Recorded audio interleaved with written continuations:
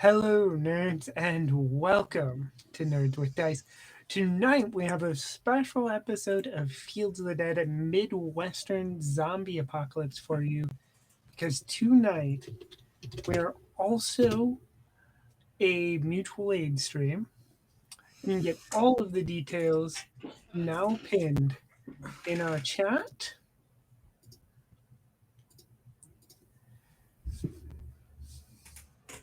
And you can find as well the rest of our links for our Discord, YouTube, also in the chat if I could spell. That's better. Okay.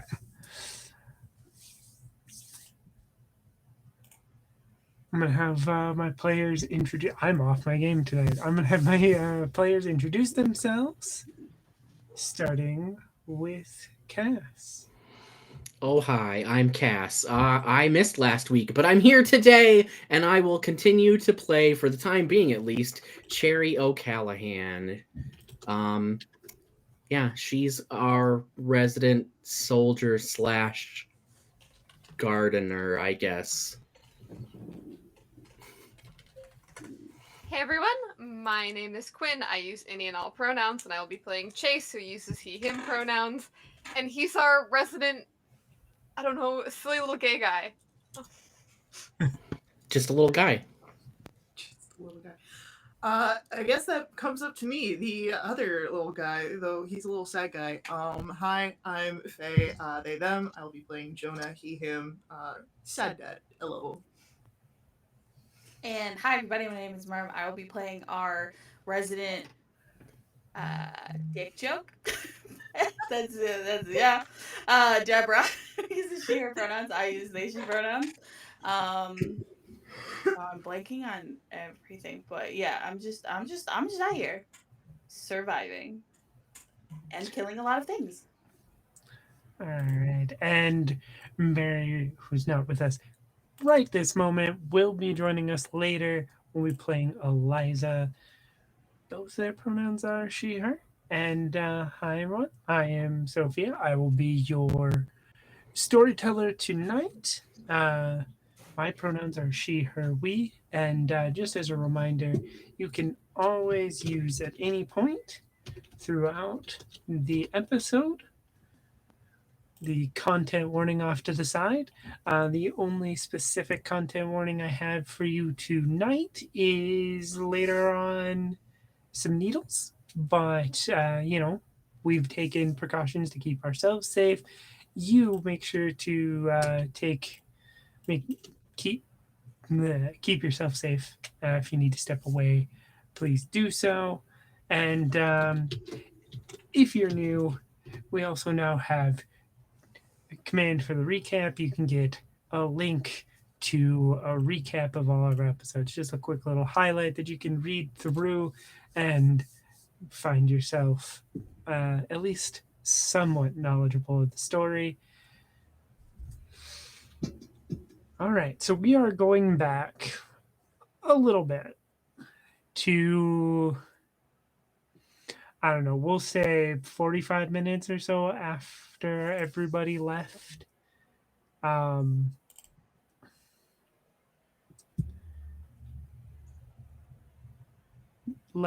Geez, my brain is foggy today. Sorry. Terry, you have more or less been up on this roof for the last 3 days. Now, you could sometimes get down, sometimes not, because everybody's kind of gotten trapped for the last 3 days in the hardware store because of various swarms moving around and stuff, making it unsafe. Everyone recently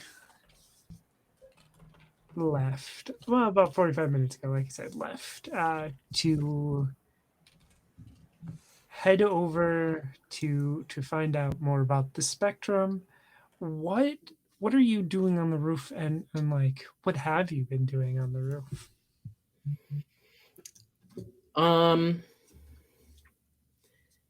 Well, before I get into that, did you want me to do the monologue?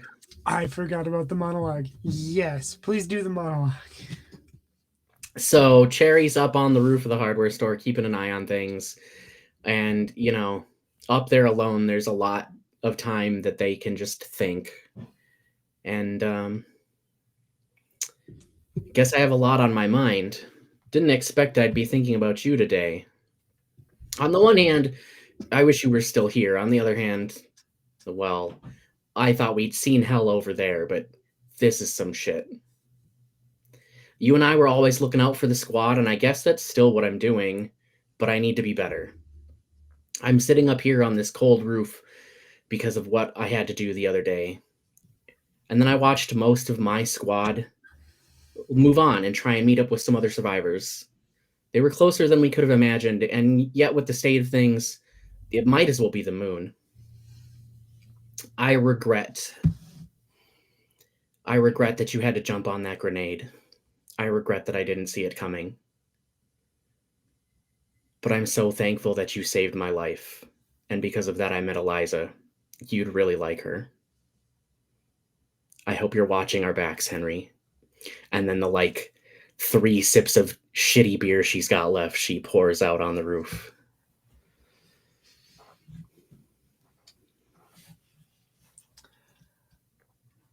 All right. Is this a lot of what Cherry's been thinking about on the roof? I definitely think that's a lot of it for a while, especially. I mean, if the group just left 45 minutes ago, so I think there's also trying to figure out what might be a good place to move the group to, because this hardware store is small and cramped, and Cherry really wants to try and get even some potatoes, something sustainable started for the group, because there's already more than a dozen of us, not counting the group Jonah's with, and we can't survive on the prepackaged stuff we scavenge forever.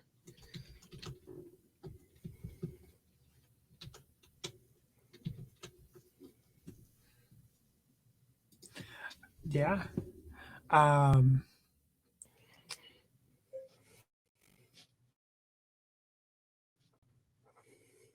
You talk with Aiden at some point here, but yeah.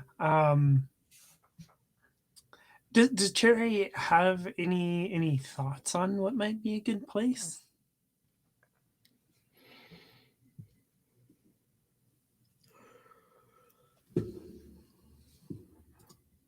I mean, if we're talking just about a farming situation, it doesn't take long outside of Eau Claire to hit, a couple of farmhouses with a little bit of field you could use. But that leaves us more defenseless. You have sight lines, but you don't have a lot of walls outside of a farmhouse as a building. I mean, a school could maybe work if they have I can't think of the word I want.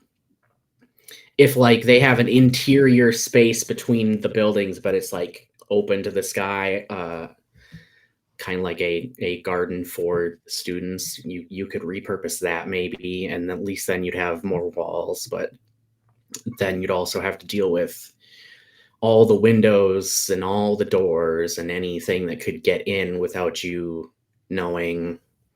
Everything's got its pros and cons.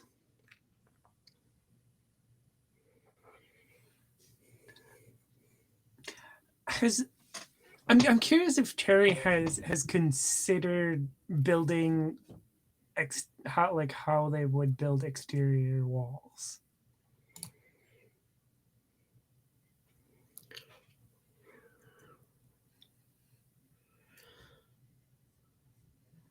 I don't know. I mean,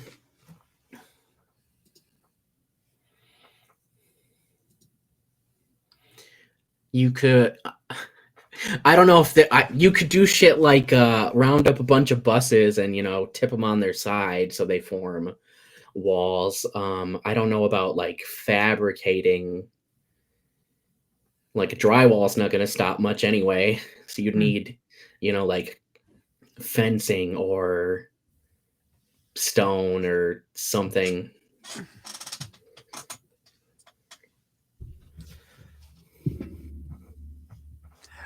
I mean, there's a few cars make, I mean, not perfect walls, but you can, make a temporary wall out of cars. Concrete barriers aren't high enough, but again, it could be better than nothing, especially when it comes to the dead. But yeah, a lot to think about for Cherry. Has Cherry scrounged up what there is in the hardware store in terms of like planters and like stuff like to build above ground garden beds and stuff?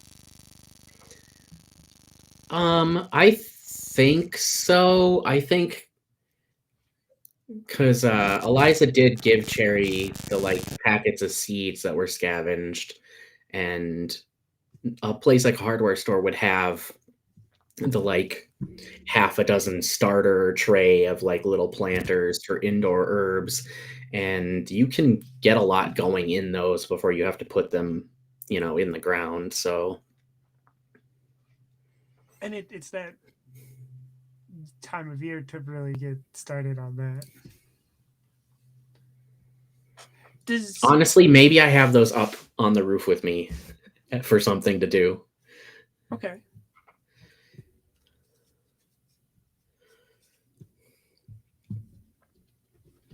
I mean that makes sense. Um, because it is the off season, right? Or well, when you found it's not now, but when you found the hardware store, it was the off season for seeds and stuff. There wasn't a lot, but a place like this leaves up a display year round. But they get new stock, restock it, and put out extra stuff in the spring as spring approaches. But there's a limited stock, some flowers, some bulbous plants that you can plant later, and if cucumbers and those kind of seeds that you can get started. Probably some herbs. I don't know how much cherry cares about planting those.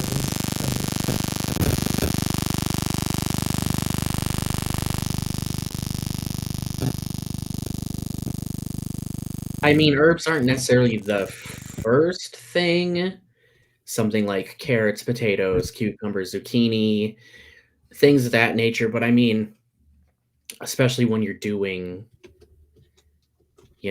more when you're having to harvest your own vegetables and food, you're gonna want things like dill and thyme and rosemary and other stuff too. Oh yeah, 100%. So yeah, carrots, cucumbers, uh, probably not tomatoes. We'll say in that batch, but you have some of your general stuff. You also have the little Walgreens starter kit strawberries or tomatoes uh, that Eliza scrounged up. As you're up here working on these starters, Vivian climbs up onto the roof. Vivian is feeling a lot better. It's been a few days. With the swarms around, she's been off her ankle, which has helped it heal quickly. The medications and everything has really, uh, and the fluids has really helped Vivian stay on top of things. So she's feeling a lot better. Even if I know that situation, definitely when Vivian comes up to the roof, uh, I think Cherry's like pushing their thumb into the dirt in one of the little planters and just glances over like, "Hey kid, how you doing?"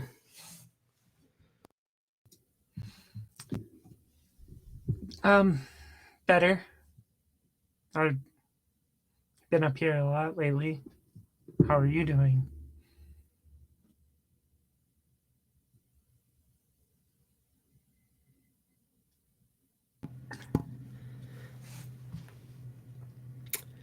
I'm surviving.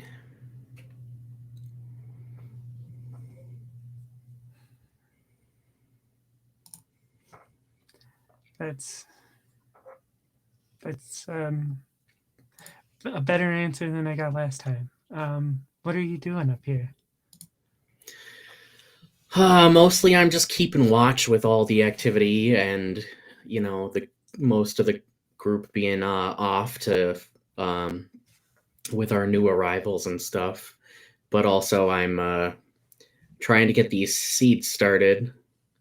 They'll have to come inside. It's too cold at night, but I, wanted something to do up here. Oh, can I help? Yeah, of course. You ever use seed starters? No. My parents weren't the type to garden, so I've never done anything like that. I, as a player, don't do all that. Like my wife does that, so I don't know a lot about it. But Cherry will explain and walk Viv through it, so Viv can do it. Right.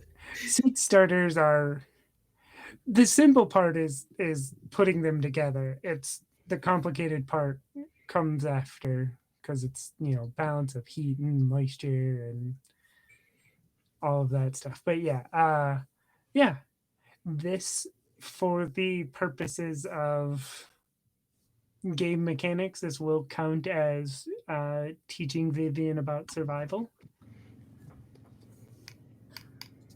which I'm realizing I don't remember the rules for. I'm not sure we need. I know because I know it takes time. Can it also reduce my stress so I can have Yes, zero it can do stress? both. It can do Sweet. both because Vivian is an anchor for you. All right, we are going to jump over to our group as they're getting back. We'll catch up with Eliza later, but we'll go and rest.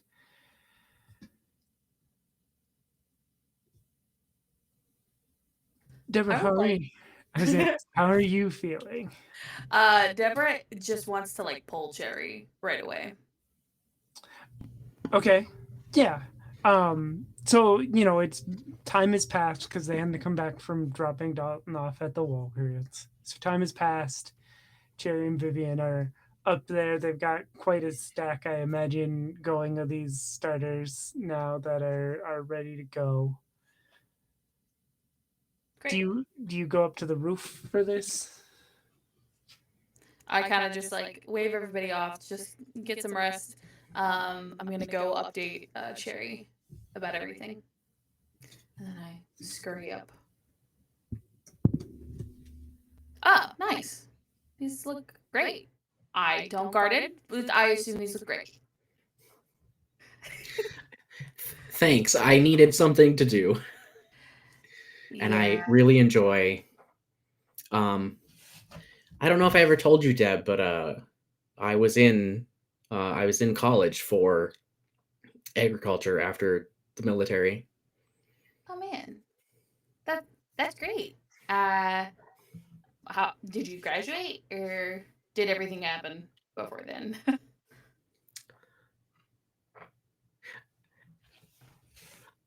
As a player, I don't know. I like to think. I think Cherry did graduate. I think Cherry was doing it at the same time that Eliza was working on getting their nursing degree. So I think right before everything went to shit, they both, finished. Yeah. Awesome. Wow. Yeah, so speaking of that, we were able to get through the campus a little bit. Had some stragglers around, nothing too serious. Jonah and I pretty quickly handled the situation.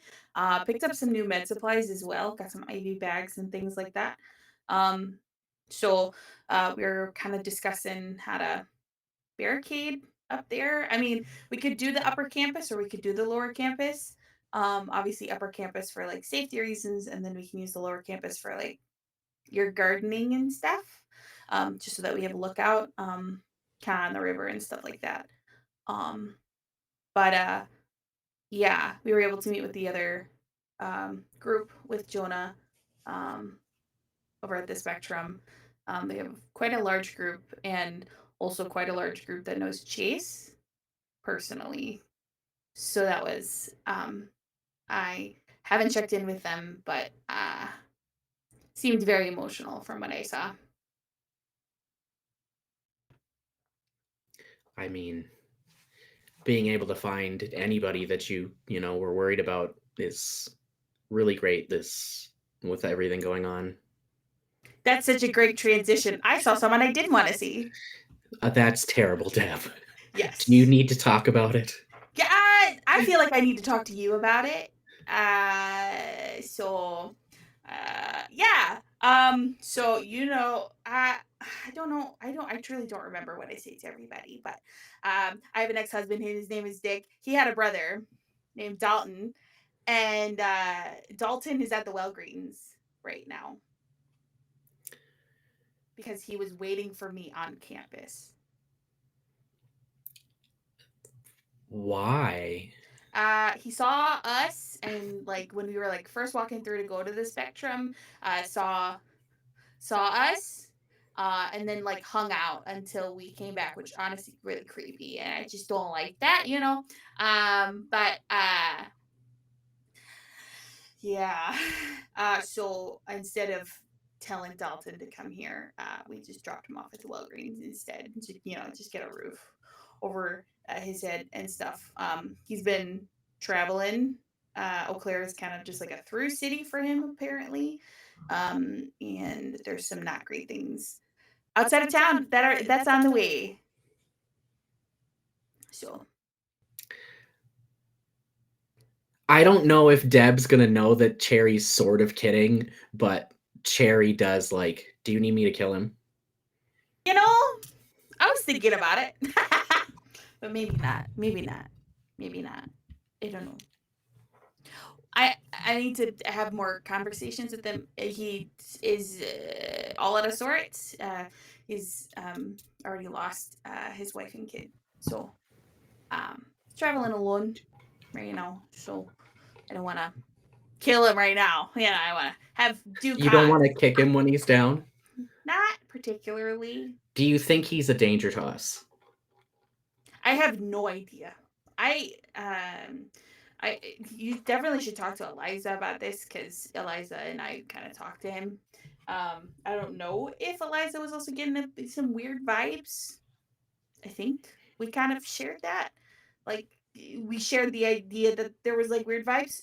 But it might just be because I don't he's alone. So um yeah. Okay.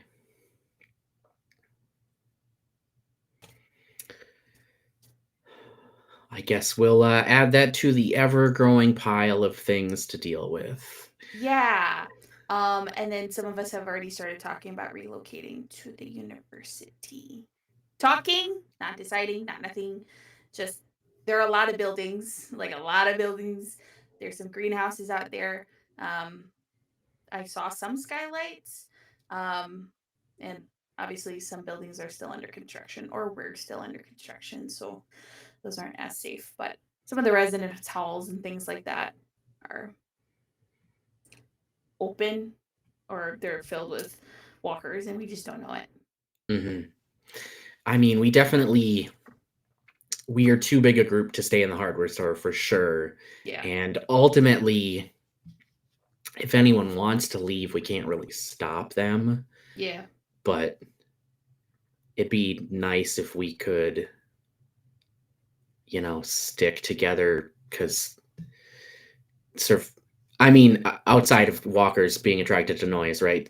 Your survivability goes up when there's more people to a Yeah. certain extent. Yeah. And I mean, I'd really like, you said there's greenhouses. I'd really like to take a look at those. Yeah. Because we're going to need, I mean, we can't survive on Hostess cupcakes and fucking Lay's potato chips forever. Not forever. No. I get tummy aches now. I don't like it. Yeah, so that's gonna kind of happen right away. I think right away in the morning I might take someone to go pick up Dalton to bring him over in the morning, just so that everybody can kind of have a conversation and see what's going on.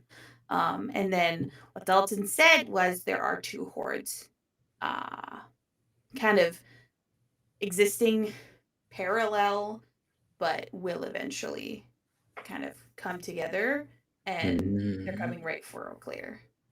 So that's a big problem. Yeah, I don't think the hardware store is going to survive that.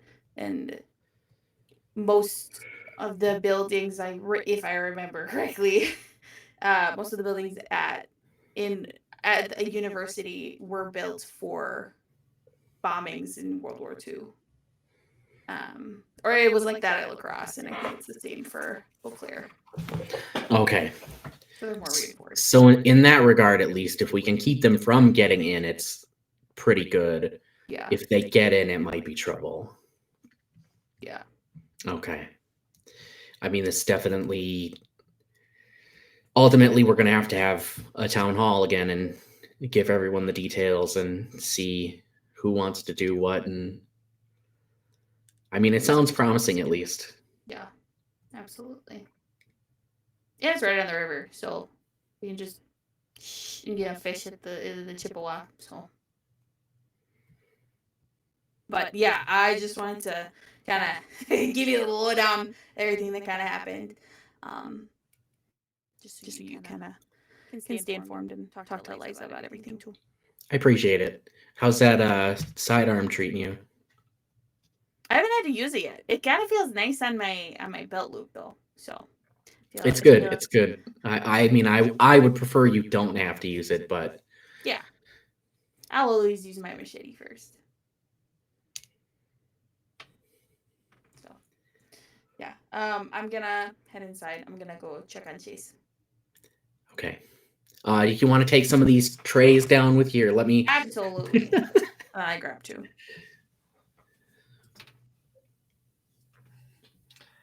All right. Which is a good segue over to Chase. Chase, how are you feeling right now? Weird. Because it was just everything happened very quickly, and now we're back, and we met Deborah's brother-in-law, which was weird because they didn't seem to get along. I don't think Chase fully knew. I think it's the what you've said and what you haven't said before, right? Like I don't know if Chase even fully knew. Like, oh yeah, Deborah was married and had a brother-in-law. Like that's like semi-new information. And so it's a lot to process all at once. Mostly good or neutral information, which I think is also weird. Like I think it's been a long time since like most of the information that Chase was taking in was like not bad news. Especially given that we just had very bad news and a very bad thing happened to our group only a couple days ago. So this like feels weird.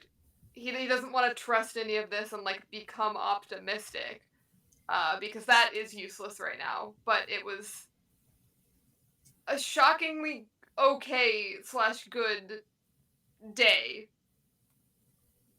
and he doesn't quite know how to process all of that. So I think he just gets in and goes like immediately. I don't know how long we were gone. If it's like nighttime yet, it would be. It's getting there. You were gone a couple hours. Yeah. And I think he just pretty much like goes straight to his little area, his little space.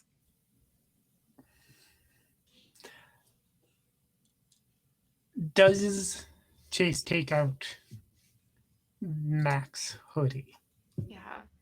I think that it was already out because he normally takes it out before he leaves to go anywhere. And I think the normal like routine is that he takes it out and like leaves it on his pillow so that it's like the last thing that he sees before he leaves or whatever he's either using as a pillow. Um, it's like the last thing that he sees before he leaves and then the first thing that he sees when he comes back.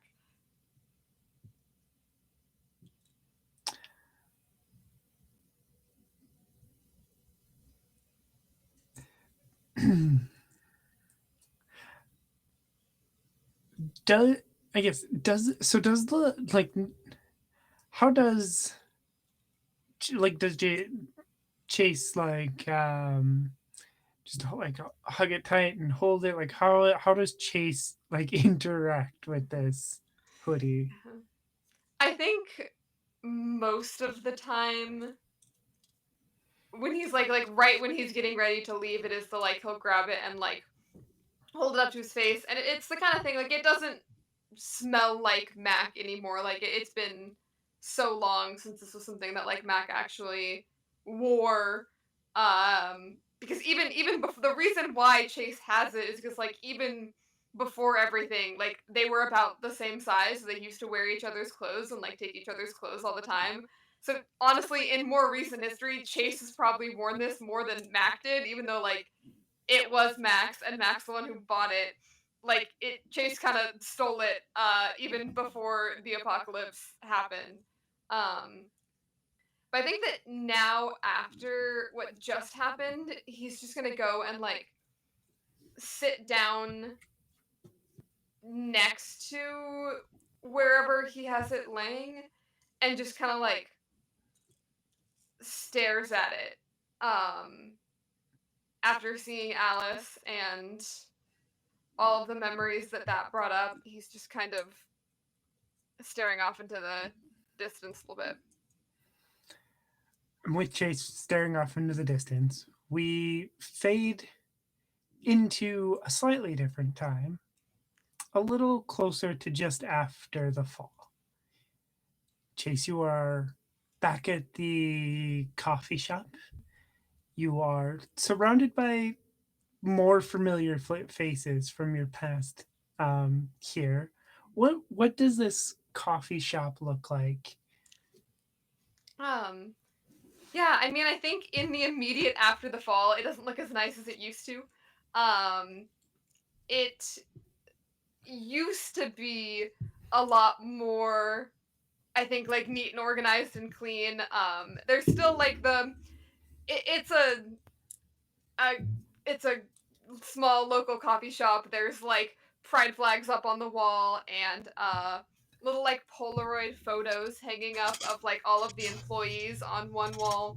But I think in the like immediate aftermath of the fall, the area where like you would have walked into like a seating area immediately when you walked in, but I think all the like tables and chairs have been cleared out to kind of like make space for the center of the room to be more usable and like kind of a place where people sleep. Um and I think they've started to try to, I think it's like just the stages of figuring out like, oh, we're stuck here. Like we need to like hunker down. So they're trying to figure out like how to convert the different parts of the coffee shop into like a livable place, which obviously was never intended to be. It's not nearly big enough. And there's not nearly enough like space or privacy. But they've kind of made a little communal sleeping area in the middle of the floor. And who all is you don't have to know every single person in the coffee shop with Chase, but who's notable in the coffee shop with Chase? Yeah. At this point in time, who is? That's why I write things down. Yeah, it's an interesting because definitely not everyone who's important to him is here. Stephanie is here.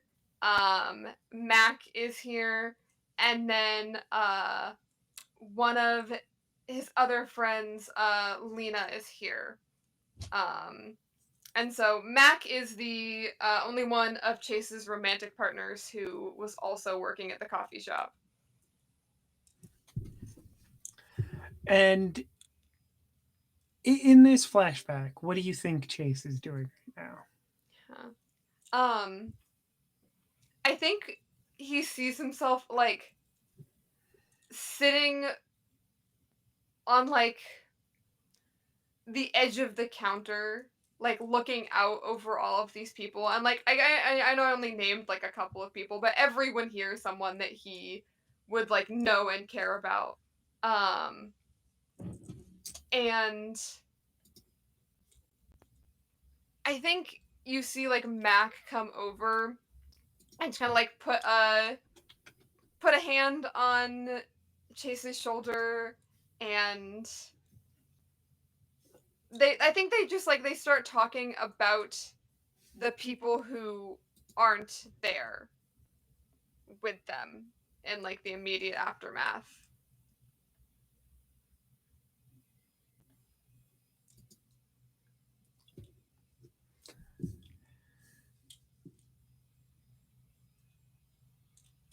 Mac approaches Chase, kind of a worried look on his face. Something that.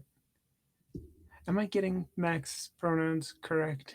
Yeah. Just to check, because I didn't look them up, and that's on me. But um, word look on his face, right? Which isn't unusual for the times. But approaches Chase. You doing okay? You eat today? Uh, a little bit, yeah. Um, I'm, I don't know, scared.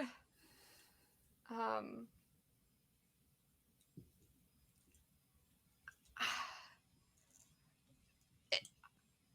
I guess I normally don't like feel like I know what I'm doing or know what to do, but I don't know. I want to go and look for Angel, but I already went out there once, and that wasn't. I don't think that we should maybe just be going outside just for any reason we want to right now. Um, but like I don't have any other way to contact them, and I mean I know you must be worried about Alice, and like should we go and try and find people? Do we just stay here and do nothing? Like is anyone still even alive, and like is it going to be even worth it to go and try and find anyone? I don't know. I know that you don't have any answers to any of these questions. It's what I've been thinking a lot about. But I don't know. Well, if they're out there, we'll we'll find both. We'll find both of them. And I need to believe that. And I think it's something we should both hold on to. Yeah. Yeah, you're probably right. It just feels like there's so many opportunities for us to like make the wrong choice. Like I don't know, I guess the choices that we make right now feel like they have a lot of I mean, I guess it is quite literally life and death. Like, I think I'm still wrapping my brain around the fact that, like, you know, it's not quite the same as like, oh, do I stay up late and not finish my homework? Like, we could literally die, based on the choices that we make right now. So that's like a lot to wrap my brain around. Um, Mac will hop up on the counter next to you and wrap an arm around Chase and, just somewhat awkward embrace, but meant to be a comforting one.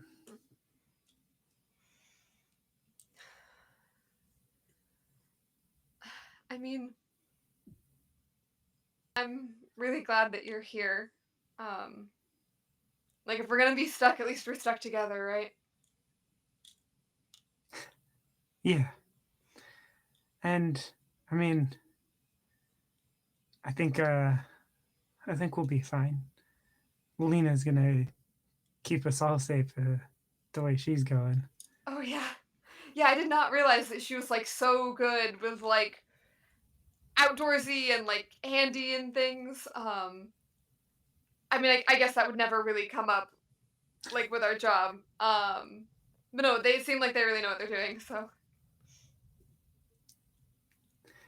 And with that, we will fade back into the hardware store where Aiden has cleared off a wall and like taped his map up on the wall where he's got everything. Um, and there's more marks on it and stuff.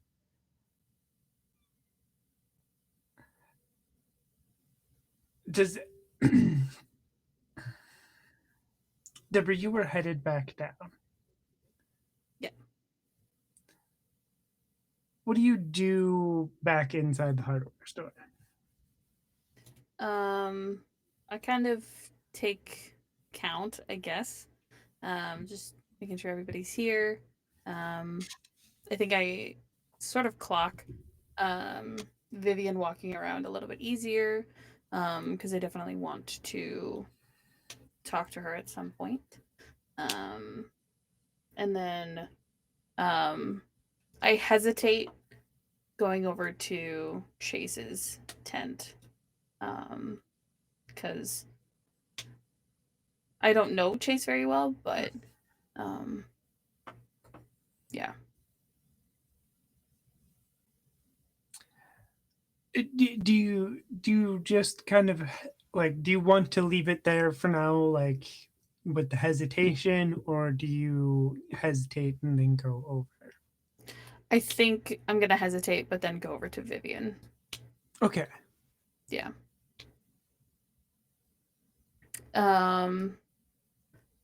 I need a spot tomorrow morning.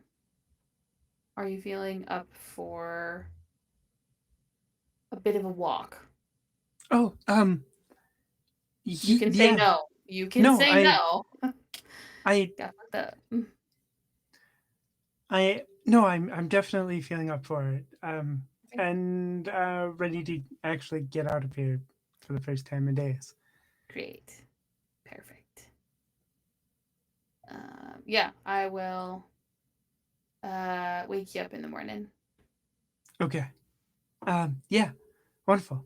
I'm gonna go back up and bring down more of these starter trays. Yeah, for sure.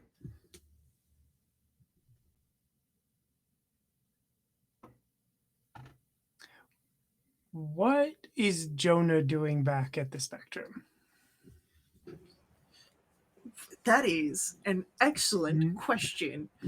I think whenever not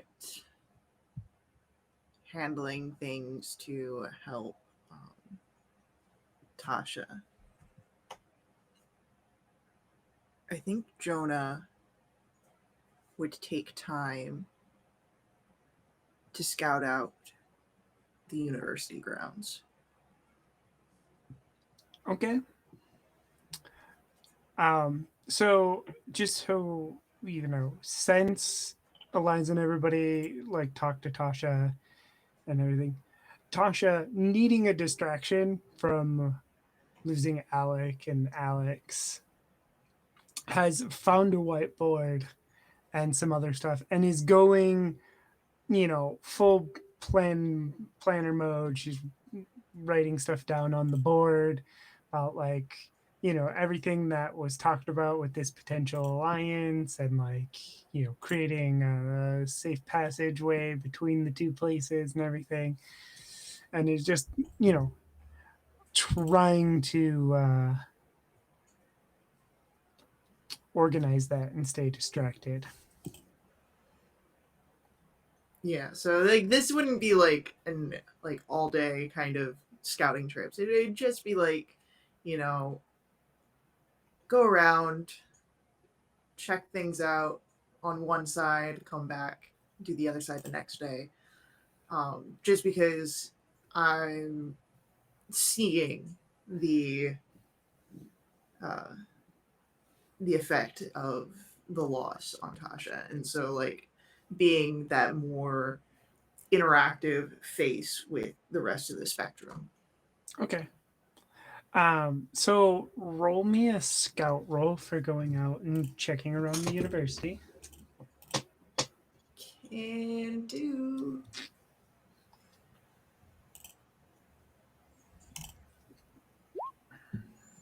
No successes, but also because I'm not stressed, no walkers.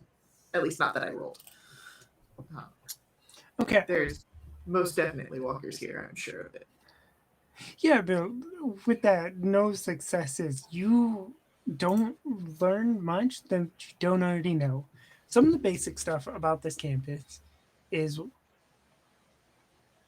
if you could build a wall, it Mhm. could be defensible, Mhm. especially with the river being a natural barrier on one side. Mhm. It's got, it's big, it's got green space.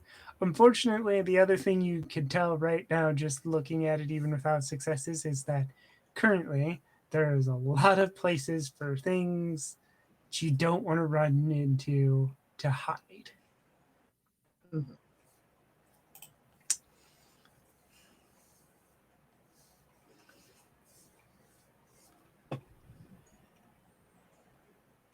Yeah, I think the way that um, Jonah sort of tucks it in the back of his mind is this is something to do not by myself. It is maybe like, you cut across a small section of this campus, right? Mhm. And there's a lot of area to cover. Yeah. It's again, this is mainly a thing of like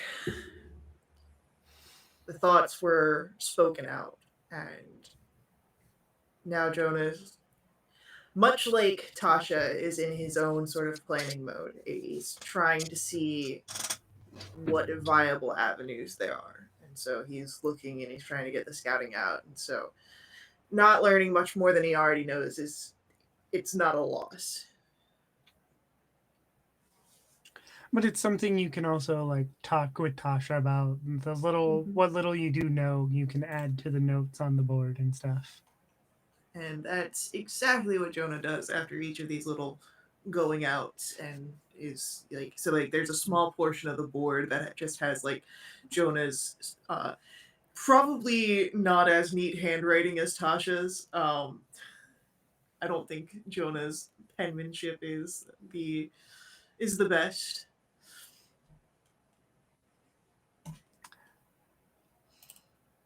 Is there, and we will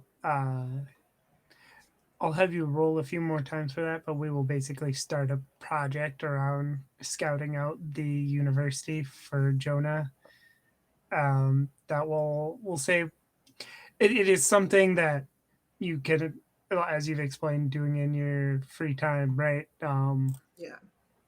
It'll take a few days, but eventually you will have a pretty good idea. How well you scout it will depend on the roads or rolls, but That's what the dice are here for. is there anything anyone wants to do before we move to the next morning? I want to talk to River, actually. Ooh, okay, yeah. Um, so after Deborah fills Cherry in and Viv comes up and gets more trays, Cherry eventually switches off with Aiden and has Aiden go up top for a little bit. And Cherry goes to find River. River is in their tent, and they have a notebook and actually a couple of notebooks and a pen, and they are like furiously jotting some things down, taking notes, checking a different notebook for what they read over there to like make a notation somewhere else. Got a question for you.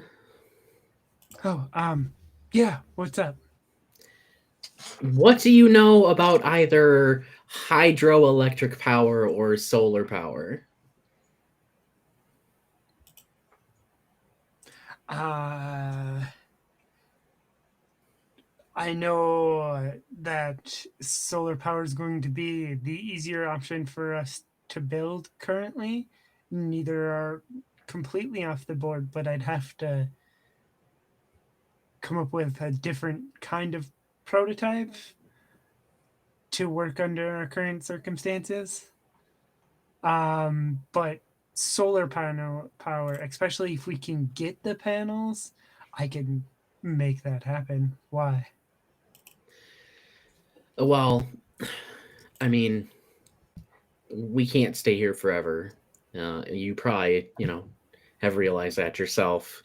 And the group came back, and it sounds like this campus might be a pretty good place, but we're gonna need, some way to have electricity that isn't running a diesel gas generator and making a whole lot of noise. Uh, yeah, and I've been thinking a lot about that. I actually asked to go with because I wanted to get a look at the university, maybe see if I could get some supplies because I think there's some things I could do, especially in terms of traps. But I needed some stuff there. Um, we really should, if we stay here or if we leave, we should try the technical college as well, like welding gear and stuff that they might have there that could really help us. But yeah, I can definitely I mean, I'm not an expert in solar power, but I can definitely work with it. And I mean, I'm sure the university probably has some books on it, but if we can find books on this stuff, I can read up and uh, get us set up. Well, I think a lot of things are going to be moving, so why don't you, if you can, give me a list, preferably in like what your most important needs are, and even if you can't come on a run, we'll see what we can do to get that moving. Uh, yeah, 1 second, and grabs one of the notebooks, flips back a few pages, rips out a page. This is what I was thinking to start. That could really help me get some of this stuff going. Some of it I think I can run if we can get them charged, or if they still have charge. I could run some of this stuff off of car batteries for a short time. It would help us get started at least. Okay. Well, I appreciate it. I'll let you get back to what you're doing. Are you Uh, doing all right? um, I do realize that I have not been. I realize now, after going to the campus, that I maybe have not been pulling my weight as much as I could, for what everybody else has been doing. So I'm attempting to fix that by coming up with some ideas about how to improve our situation. Well, I appreciate that, and I'm sure we all, I can't speak for everyone, but I'm sure we all appreciate that. And, you know, our success will depend on everyone finding what they're best at. And, this always seemed like the kind of thing that I thought you'd be good at. Which part? I'm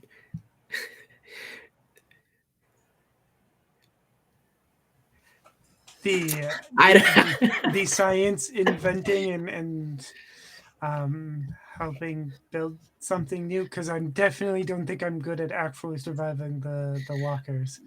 no, like science and research and that kind of, you know, you know if you don't know something and you know how to find the knowledge you might need, like that kind of. Yeah, definitely. Um, and I don't know. There's got to be a way. I don't know the specifics, but I think that if we get things figured out as well, um, I can, depending on what equipment is at the university, we could probably manufacture with the right chemicals some of the medications and stuff we need. But we'd of course need power and stuff for that. But it's something to think about. And the other thing about the university cafeteria already has, if we can get them up and running and cleaned out at this point, I'm sure, which would be a rough job for someone, but has freezers if we can get them up and running, to store stuff. So Yeah, I was thinking similarly along those lines. All right, well, I'll let you get back to it. yeah, yeah, thank you. And thank you for taking the list. No problem, River. If if you need anything, you could come talk to any of us. Uh, yeah, of course. I will, but I've got everything I need right now. Cherry does not know how to end this conversation, so Cherry just leaves. Yeah, no, that is fair. So Cherry, this is your first time seeing it. So Aiden is, like I said, he's cleared off a wall in this hardware store. He's taped up probably a couple of different maps of different parts of the area. He's got a bunch of marks on it, and on different parts of the map, he's got like notations in Sharpie. And I imagine it's a hardware store, right? He's got like books like fishing spot books and like the kind of stuff you might find in a hardware store open as well. And he's like, you know, going over his map. Did I write this place down? Did I, make this note? Um, Cherry definitely isn't gonna take over from Aiden the mapping, but I do think Cherry will just have like a quick discussion to make sure like if anyone is writing, whoever's writing notes, if it's not Aiden, that like everyone's on the same page, is like the kind of shorthand that we're all using, or like symbols, like all the symbols match up and mean certain things. Maybe even writing out a legend for Aiden if Aiden hasn't already done that. And then post up the list that she was given from River somewhere nearby, because I feel like near the map is probably a good place to keep track of a lot of that stuff. So on Aiden's map that he's got going, that they got going, you'll see like some of the notations on the map. There's like reminders for stuff like teach people the difference between Queen Anne's lace and poison hemlock, and stuff like that. Because Aiden is, making a map of potential places to fish, you know, and like harvest stuff like. So like, there's like a spot with a notation, had ramps last time I was in this spot, stuff like that.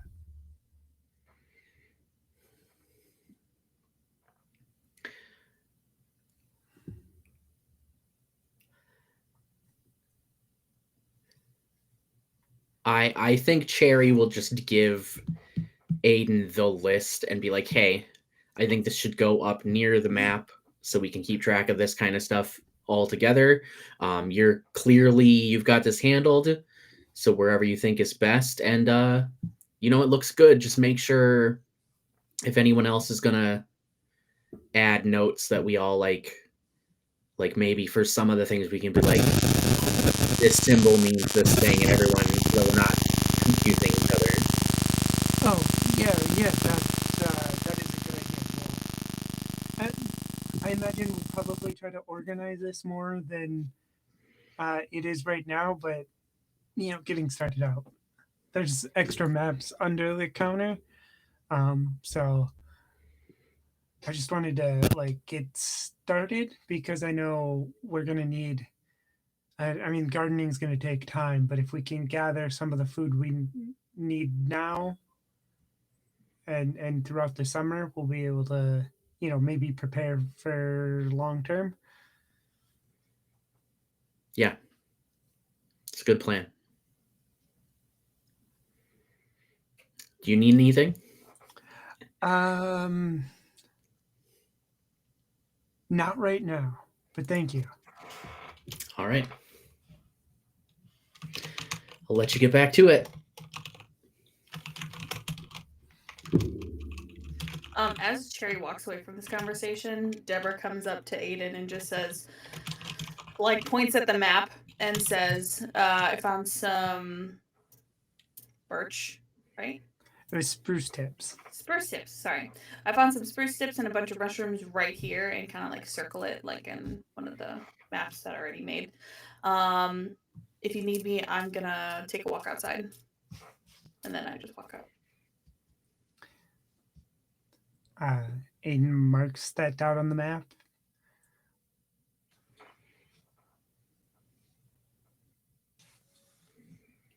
Are we okay moving to the next morning then? Getting a little closer to the action. Deborah, you are going to go get Dalton with Vivian.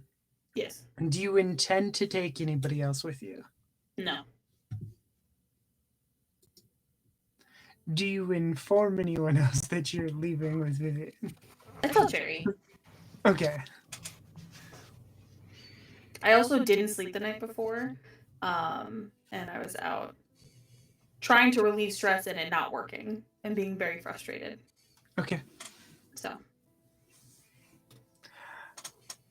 Chair, do you have any comment on Deborah taking Vivian?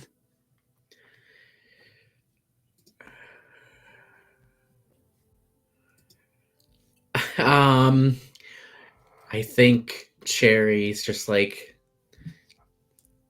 be alert, be safe. Not yeah. worry. You got it.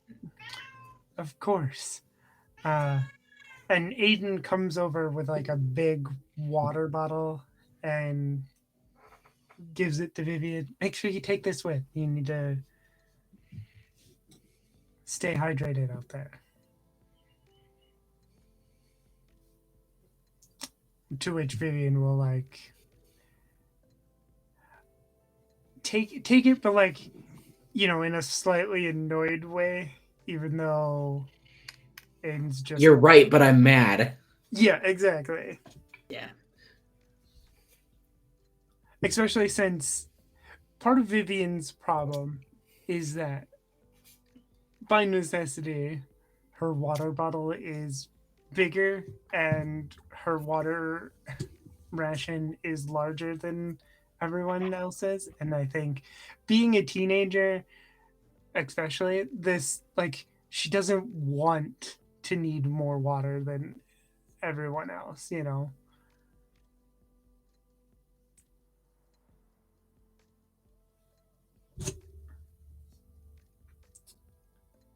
Are you ready right away to head out then, Deborah?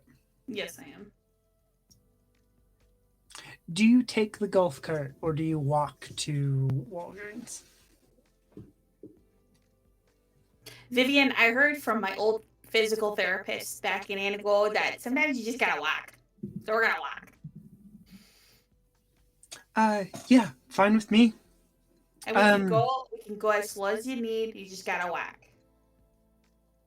I mean, yeah, I mean, I've been off my ankle for a little bit, and it does a lot better. We're going to We're going to the Walgreens. Was there a specific reason we were going? Wasn't everybody just there? I'll tell you on the way. Don't worry about it. Oh, okay. Yeah. Do you need me to do anything specific or just No. watch your back? Just, yeah, I'm gonna watch your back on the way, and then once we get there, watch my back. Okay. Perfect.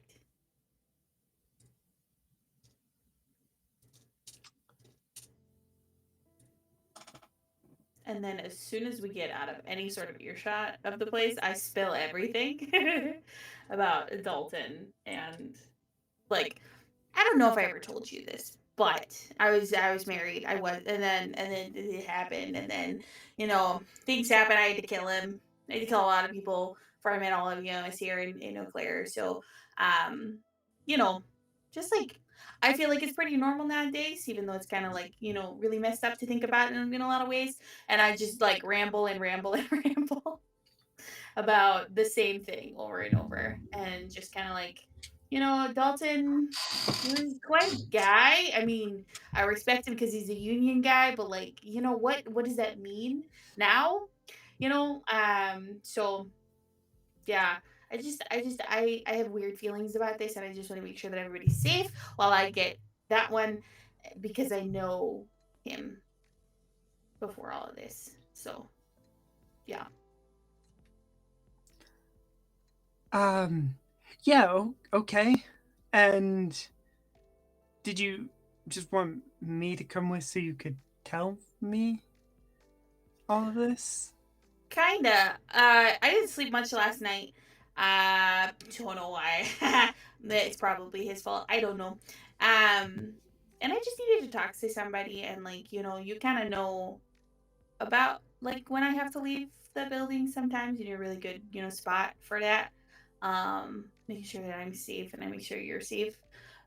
So out of all of everybody, I feel most comfortable with you. Oh, well, thank you. By the way, for this conversation, you can reduce stress. Great.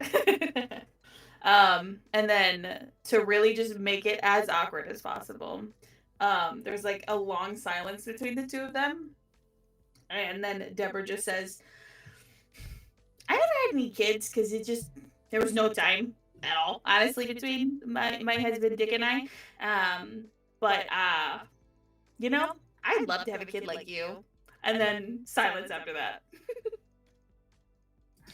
Yeah, definitely. Very awkward silence. And Vivian, after a moment, will just go, I'm gonna go check some stuff out over here. I'll meet up with you down the road a little bit. Are you sure? Do you need a break? Yep. I could just like sit right here. You can go in the alley if you want. Nope. I'm just gonna. It's best if you give me the chance to just catch up with you. It's okay. I'll be fine. Okay. I'm sorry for whatever I said. And then I turn and walk away.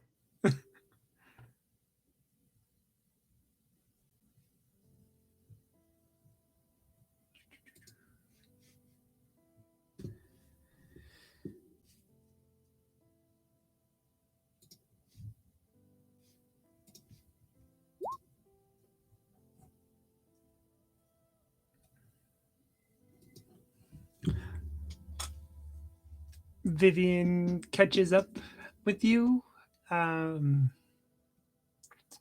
don't know, like we'll say 10 minutes later, and goes, so I don't think we should be walking down the road like this anymore. Oh, Is okay. there like we should maybe try to find like a little bit more of a hidden path? Yeah, I mean, there's a couple alleys. We can definitely Yeah, like we should look there. take those. What you see? Um, just so back there was they were I don't know looting a house or something, but there was just a few guys. They Yeah. Let's had get into had the some alley. weapons and stuff, so I just thought maybe we shouldn't walk in the open so much. Yeah, I fully grab Vivian's shoulders and guide her into the alley. Got a great eye. That's why I brought you. I didn't have to bring anybody else. And honestly, right now, Harley is being a lot. So, ugh, macho, whatever. Ew. Not right now. You get to the Walgreens.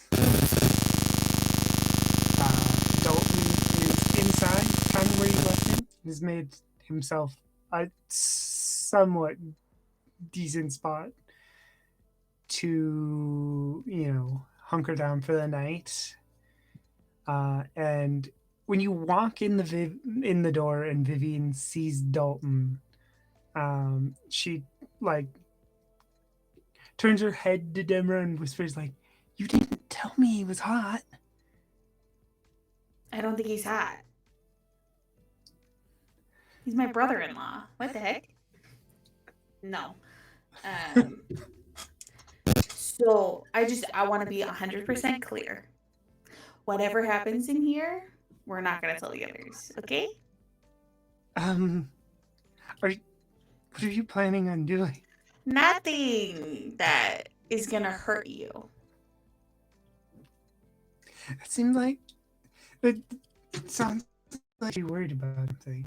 No, absolutely not. If you want to like stay out of the Walgreens, so we can have a little bit of privacy, I'm okay with that. And you like, keep watch for those guys from before. Yeah, I'd appreciate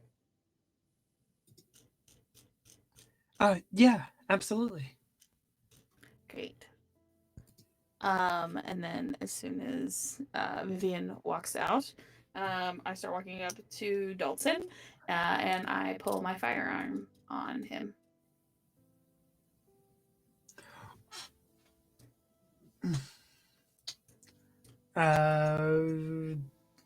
Did I do something, Deb? I don't know. That's why I'm here. I'm gonna ask you if you did anything. There hasn't been very many, people are in these parts for a while. I'm grateful to have found, the people that we did. But now there's some guys outside, and I have this sinking feeling that somehow they're connected to you. But also, I just don't trust you. But you already know that. Guys. What do you mean, guys? Just a couple guys, a couple 2-3 guys like looting houses and stuff around these parts, like down the street there's. Okay. Maybe you haven't been out much. I've been out plenty. I'll tell you what. That's not unusual for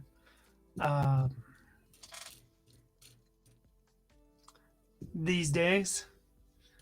Yeah, but I don't know. You come into town, they come into town, they're doing stuff that's like, kind of dangerous. Yeah.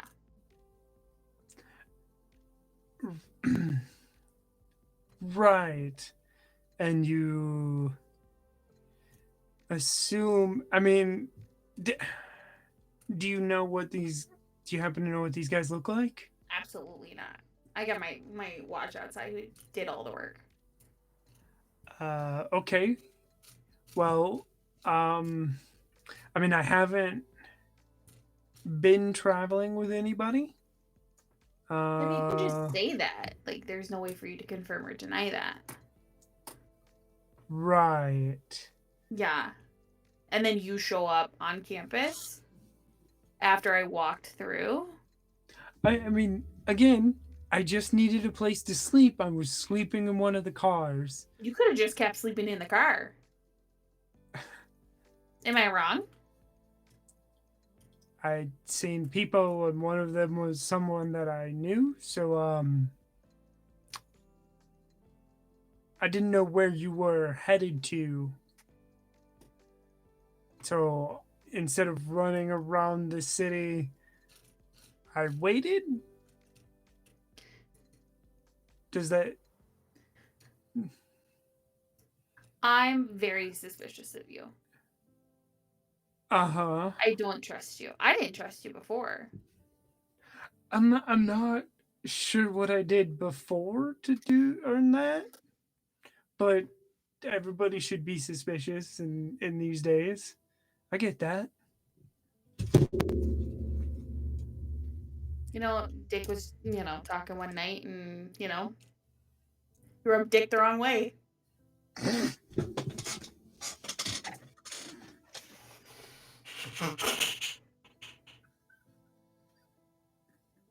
And you don't want to rub Dick the wrong way. One of these times I won't break after saying a joke. Not today, but one of these times. um right. Richie was he was my brother. Um you know, sometimes we didn't get along. I'll admit that. But I'm not sure why that would make you distrust me. Did I do something to you, Deb? I mean, you keep calling me Debbie, even though I continually tell you stop calling me Debbie. So there's that. Right. That is on me. I will do better. But I'm not sure why that would I could see dislike, but I'm not sure why mistrust.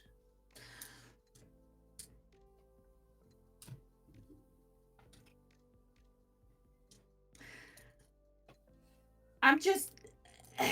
When you knew me back then, I was just a wife. I followed what my husband said, followed his feelings, It was Dick's world.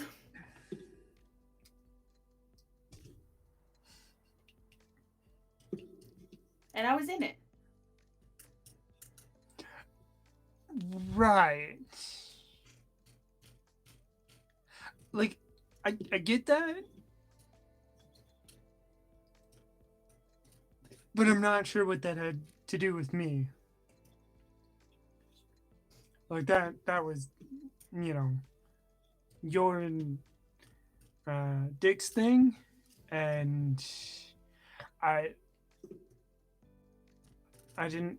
I mean, I only knew what he told me, which I didn't. I mean, knowing my brother, I know half of it was probably bullshit, but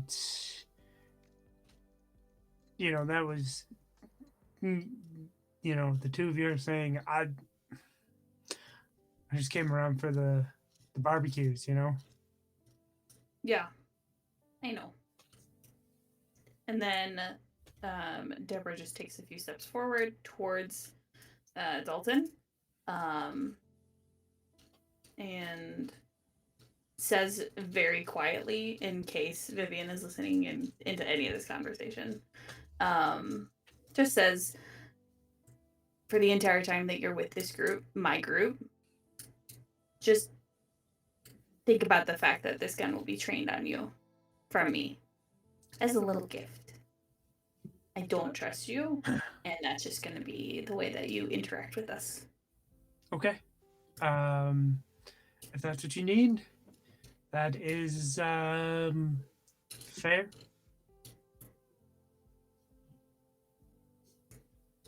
All right, grab your stuff.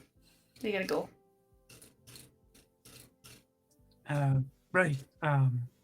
We'll grab bag. And as you're walking out of the Walgreens, we'll like hold the bag out to you. Check mix. Yum.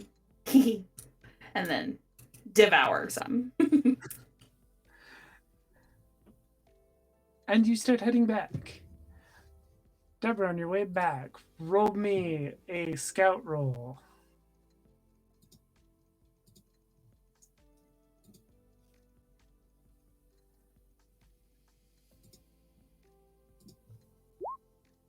That is one success.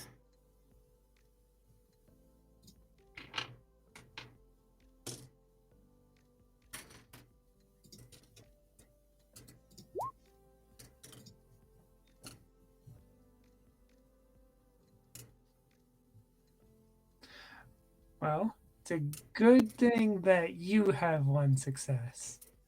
You actually get a glimpse of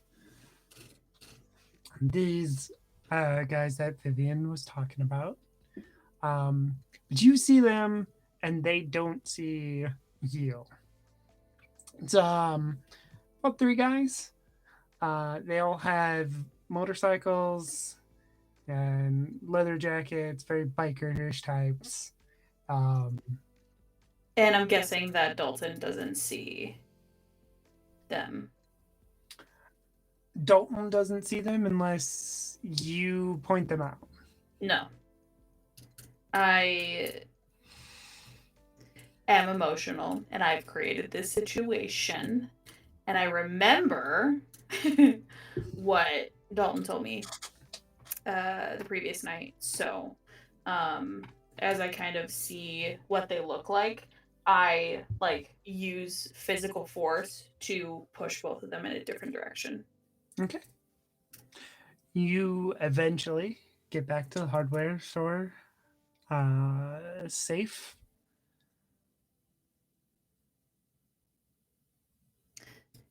Town hall, I guess.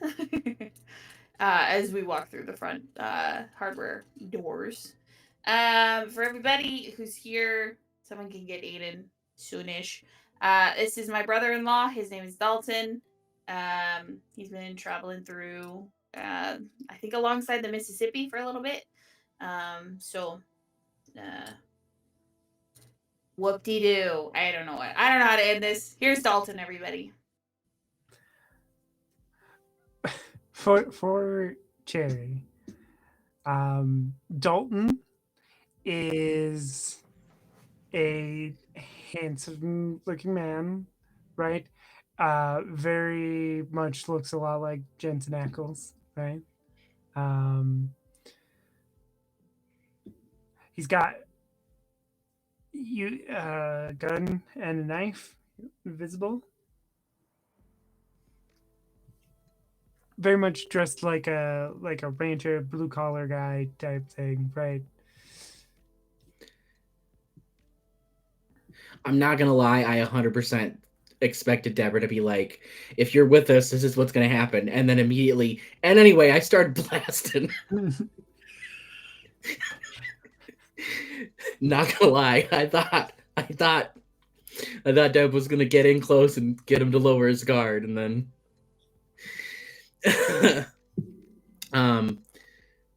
but when they show up and we get ready to start this town hall, I do think, because I have, as the player, I've got to do this. Cherry's just like, anyone ever tell you look like that guy from Supernatural?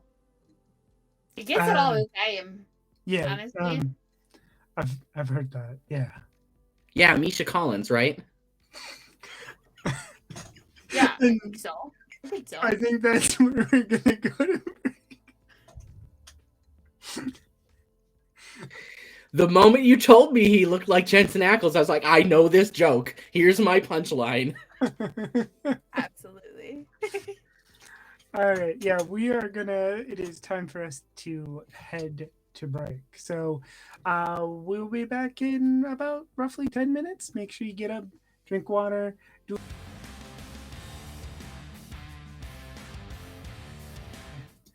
Hello and welcome back, nerds. Just a reminder that this episode is part of a mutual aid um, raid-a-thon.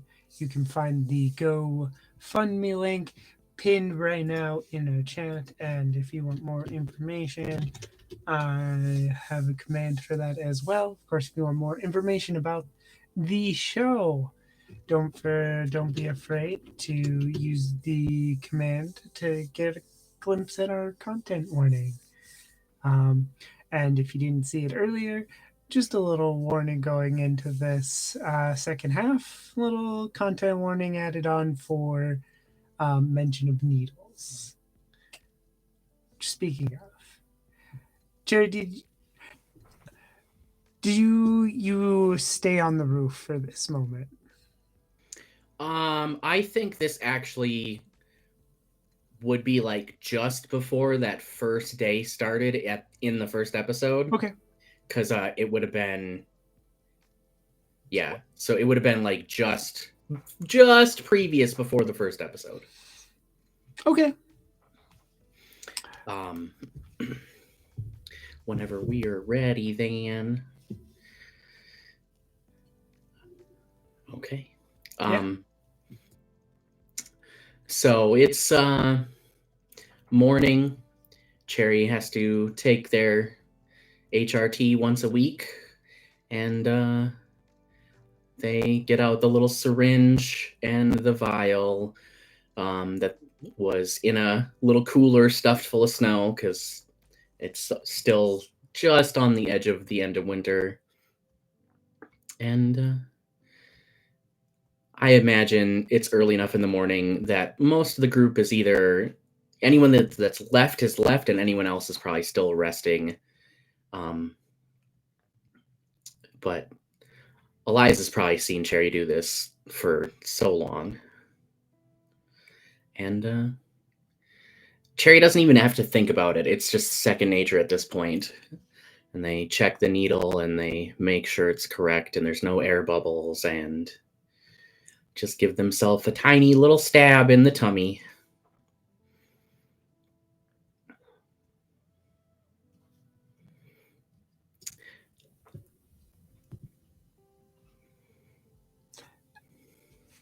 And what has, fading out from that, where, since returning to the haven, what has Eliza been doing?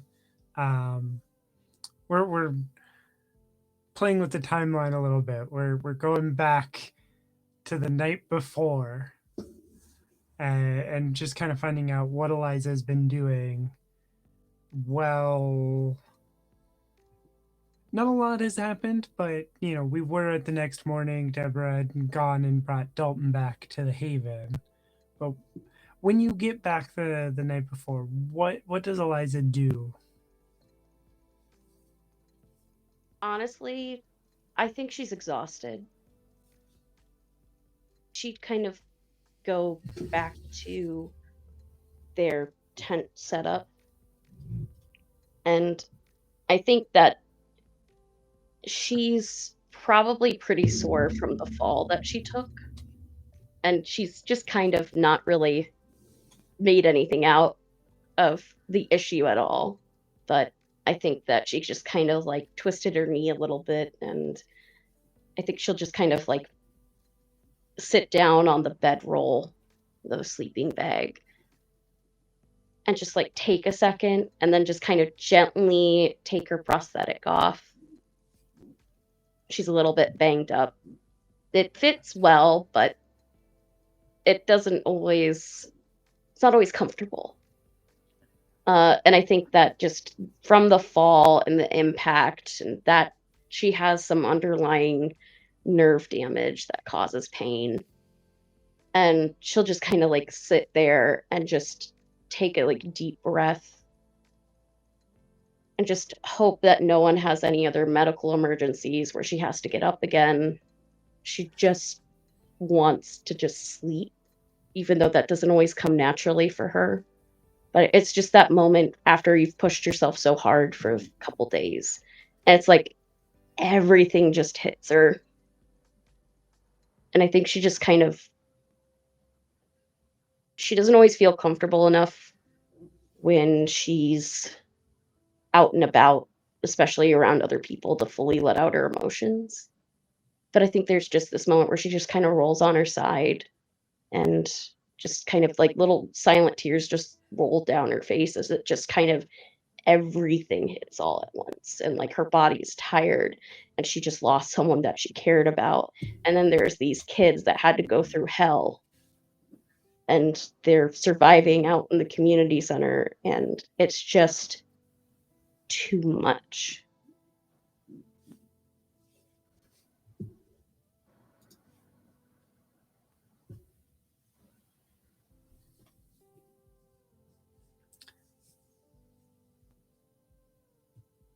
Does Eliza fall asleep? I want to know, does Eliza actually sleep? I think that maybe it's hard because with insomnia, even if you fall asleep for 10 minutes, sometimes it doesn't even feel like you did. So she could have fallen asleep maybe like a little while once every hour, but again, there's just this sharp spike of pain in her leg and it just wakes you up immediately and you're wide awake and then it's just dark and you don't want to wake anyone else up by saying anything or making a noise. So I think there's this she just kind of clamps a hand over her mouth and just takes a deep breath and just kind of settles back down and just goes through like these different calming exercises. And at some point, she just can't handle it anymore. And she just has to take some of her pain meds. And it's something that she's just, because there isn't a lot of supplies, she doesn't want to use what she has. And so it's always like she gets herself right to the edge of needing someone to even help pour out this red liquid for her. But she just quietly does it 'cause she knows Cherry's had such a hard time and she just doesn't want to bother anybody. And she just pours it and like chucks it down and it's just this like sickeningly sweet cherry taste. And it just, part of her has relief because she knows there will be some, but the other part of her is just frustrated because, there's always that point with chronic pain where you're like, God, why? I could have handled it just a little bit more.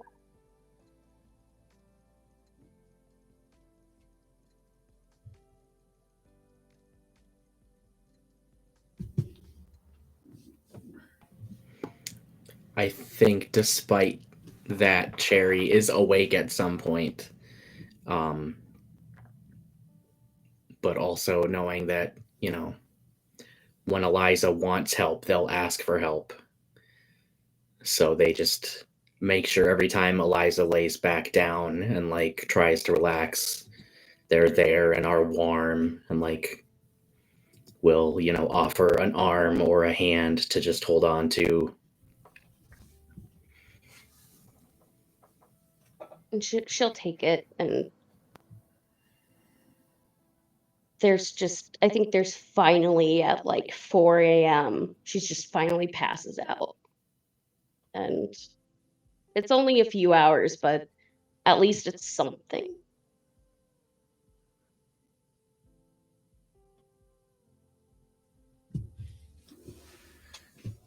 All right.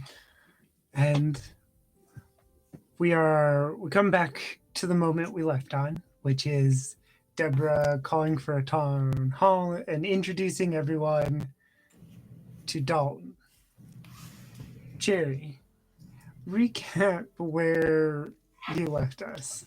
Okay, I can do that. It was great. So Deborah introduces Dalton to the group, and Cherry's like, "Hey, do you know you look like that guy from Supernatural?"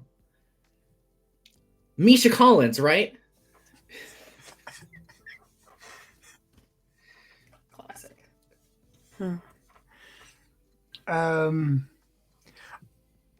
Yeah, I mean, I've been told that before, but that could be his name.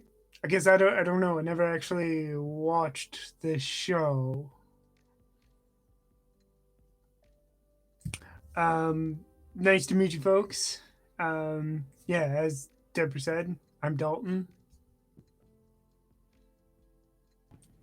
Happy to help out while I'm here. And, if there's anything you need, um, willing to trade supplies too. I don't. I have a little bit of stuff. Um, you know, I got a couple of bags of unopened Chex Mix. I would definitely trade for like a can of green beans or something.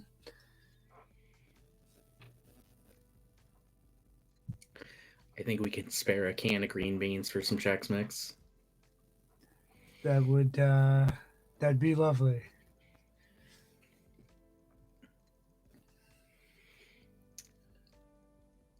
So, what brings you out this way, Dalton? Well, as I told Deborah, I've been kind of wandering around. Had some unfortunate run-ins with some people that pushed me from some places I tried to settle down, and I was just passing through. Didn't expect I'd run into anybody I know, but yeah, just kind of wandering. I guess I haven't really seem to have set yourselves up here, but I haven't managed to do that. So I was just kind of wandering. There's not much to my story other than there's some people who have taken it upon themselves to let their worst nature out.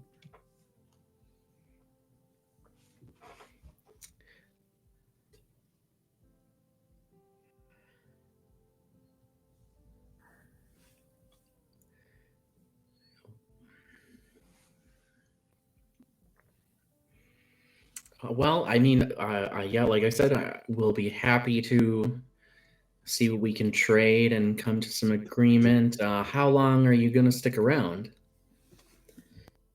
I mean, I guess that depends on you folks, maybe. You know, uh, wouldn't mind hanging up my hat for at least a week, but if you don't have space for me for that long, I can be moving on.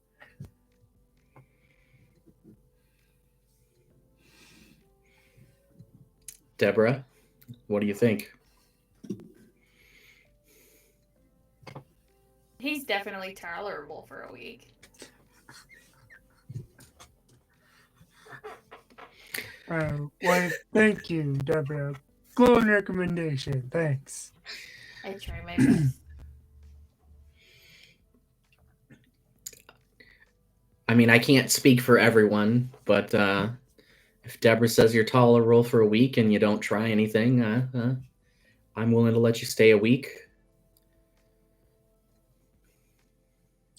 Okay.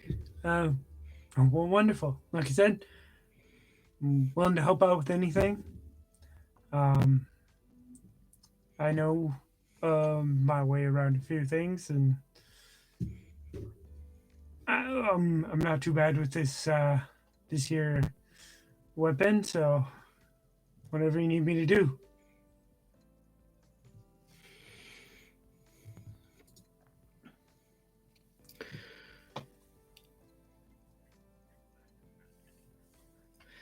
Cherry will just kind of look at the rest of the group then and, all right, what else do we need to discuss?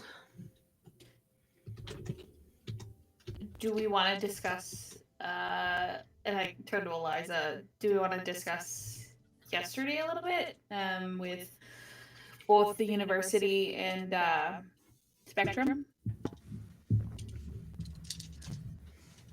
Yeah, Eliza's just been maintaining short, angry lady power pose. And then she'll just kind of come out of that and say, yeah, that should be fine. Just dead, just eye contact. Uh, just like, don't try anything, I swear. But she'll just kind of explain of their trip to Spectrum, and she'll add in and say, the university is kind of perfectly located, and they had a FEMA set up. We actually found some IV antibiotics. There might be some other very good supplies there as well. Eliza, something that Cherry and I talked about that I kind of know about the area is that a lot of the buildings on the campus, like the older ones, were specifically built around like World War II, and they're made to withstand. They have like stairways to nowhere. They're reinforced in their foundation and in their walls and stuff like that. So, kind of what Dalton told the both of us. If we're going to survive a horde to come through, we would probably need to be on campus. Okay? Because the hardware store is not going to survive, I don't think. Yeah. Fun. Okay. She just kind of dusts herself off. So, where do we start? I'd be willing to go back to Spectrum to talk to Jonah and Tasha. Maybe I can bring Chase along with me. Go talk to some folks and build relationships between both of us. Kind of state not our claim, but just this is what we plan to do, and if you would like to survive with us, we would love to have more bodies. Honestly, That's a good idea.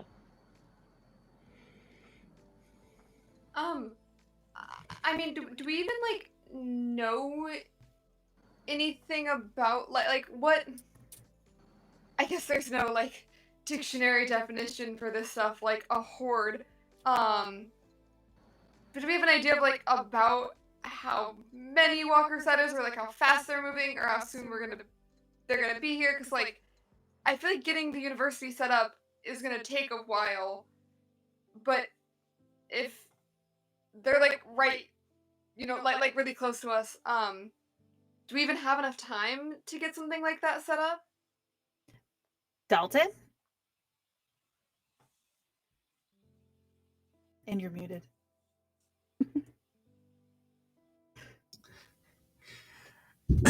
Well,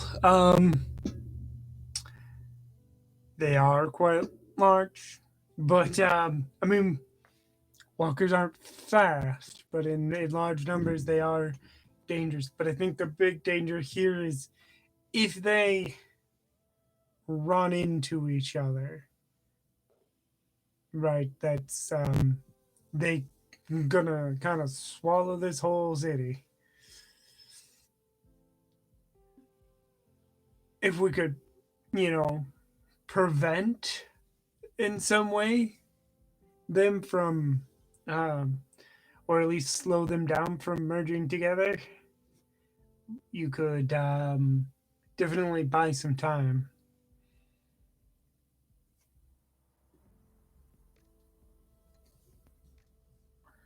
So that we So, can have two groups. My thoughts are two groups. One is diversion and figuring out like how we're gonna divert the hordes, and then the other one is clearing out one building because we're trying to house us and the Spectrum, and that's like maybe 30 people. Like it's not a lot. We get a residence hall. Everybody has a room. it's not. I don't think it's that hard to kind of just have that as a backup as we try to figure out what to do based on what Dalton just said. I mean, we'll also need like a lot more supplies and stuff, right? Because if a horde is like coming through the town and we're like stuck indoors, like we don't know how long we're gonna be stuck inside for. Like we could be inside for a long time. Absolutely. I mean, that box store over there is still kind of has food. It just is overrun. So multiple runs to there over the next however many weeks will be necessary.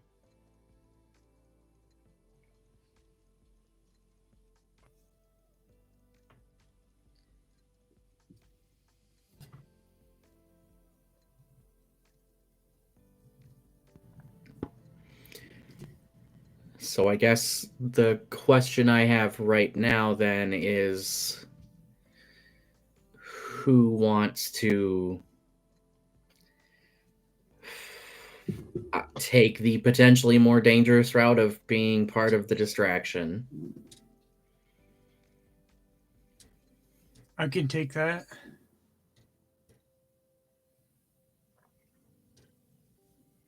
Did you have any plans in mind for how you do it? Or would you like other folks to kind of be a part of the planning process? I'll accept help, but I think I can come up with a couple ideas. Specifically, if anybody has any ideas where might be able to get some fireworks. I was just thinking the same thing.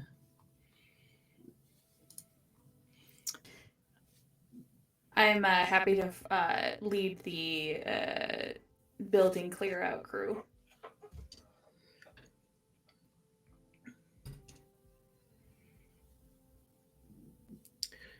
I have a question, Sophia. From what I know about Harley, does he seem like the type of person who would maybe know where fireworks are and could help Dalton with the distraction? Harley? Yes. Harley definitely know where to get some fireworks. Harley, you feel like helping with fireworks and distractions? Oh, yeah, I can do that. You sure you don't need me on the clear out crew? Harley, whatever you want to do, if you want to fire fireworks, this might be the last time you're ever going to do in your life. So maybe do what you want, and then other folks can clean up. All right. Yeah, I'm good on hitting that distraction, and I have an idea or two where we can get some fireworks. Perfect. That's where you're needed then.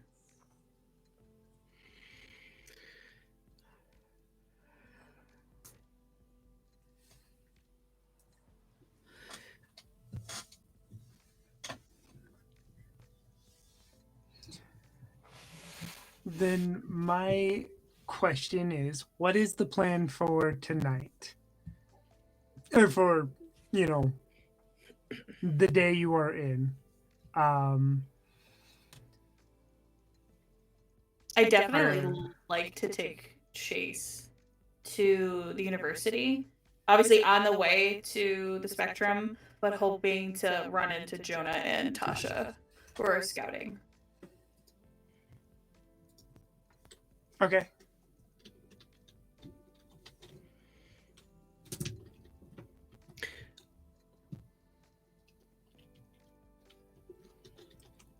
Does anybody else want to go with Deborah and Chase?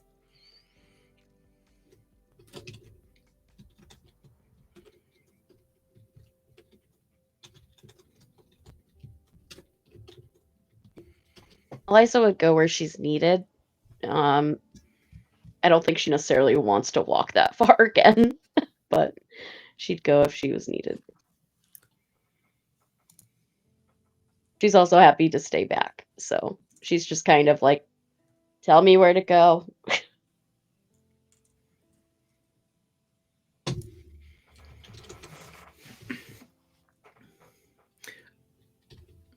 I know we just did some inventory, but also with what you found at the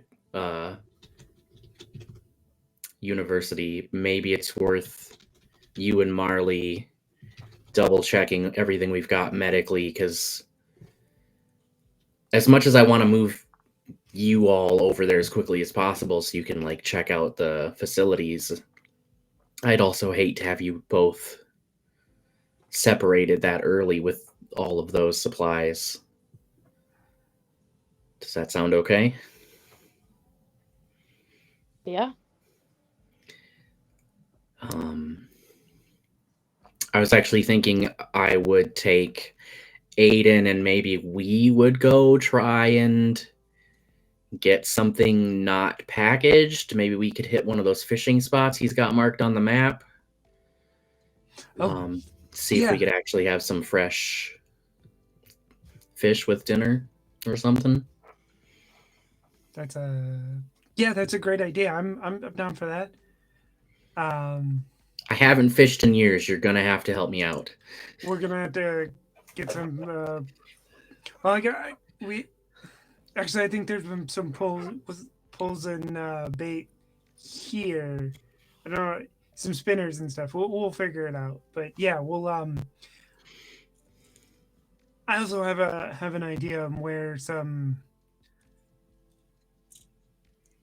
potential some stuff that we might be able to, you know, harvest a little bit of might be. So, you know, maybe we'll have some fresh greens or something with it.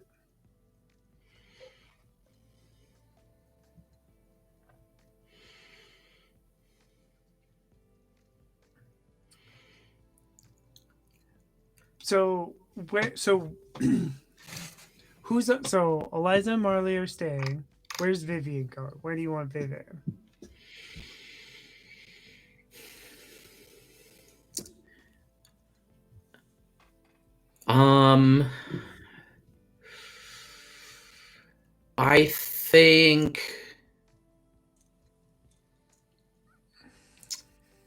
I think because we have Deborah and Chase going together, I think I would try and get Vib to go with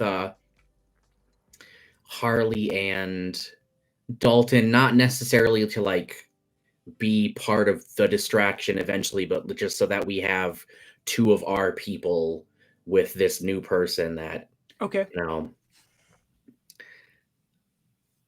I feel safer having two of my people watching this new person. Yeah, absolutely. Like, sorry, that's just the state of things. I mean, if you say that to Dalton, Dalton just, you know, shrugs. I get it. I get it.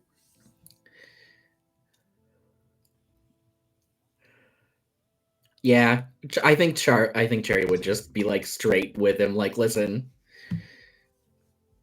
you know, I want you to be safe, but I want my people to be safe, so Even if it is just Harley. yeah. Listen, just We love our macho man. because Harley's being too macho doesn't mean he's not needed in the group. He's got uses. I looked at his little NPC thing that you posted of all the NPCs. There are things there that we might want sooner rather than later. The village people made a song about macho men. It's just one of them. Okay. Someone see if River wants to go to the university with you, Deborah. Or because right, because you're going to meet up with Jonah's group and then back to. Yeah, right? we're gonna cut through the university to go to the Spectrum, but we can definitely stop at the university either there or back. Yeah, just see if he wants to go with. They want to go with. River. Oh, River will definitely sign on to go back to the university. Great, you'll be with Chase and I then. Good. I like that only Aiden and I are the pair of people instead of a triad. It's good for us.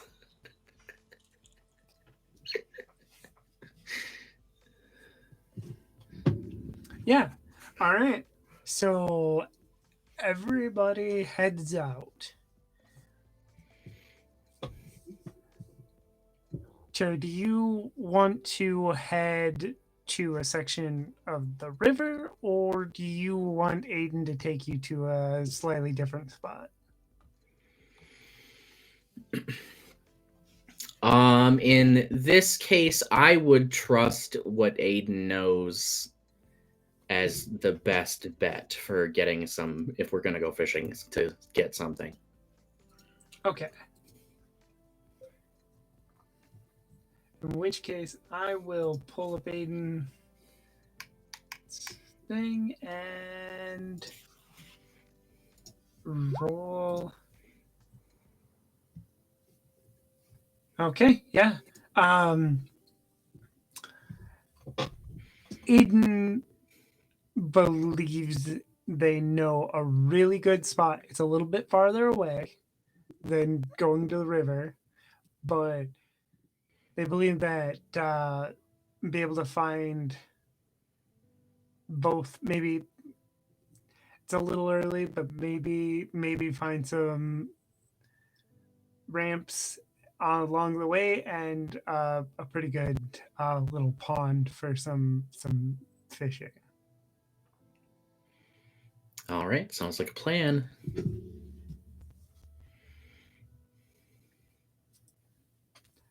Chase and Deborah, you head out across the university. Going there, how do you do this? Do you once again do you like take the time to maybe look and see if you find anything along the way, or are you just quickly crossing the campus bridge and getting over? I think Deborah's specifically like keeping more of an eye because of the folks that she saw earlier that day. Yes, earlier that day. Make sure they're still not around. But I have no inkling to stop on the way there unless I see Jonah and Tasha out and about. Jonah, where are you? Haven't talked to you in a little bit. Where are you? What are you doing? You're muted.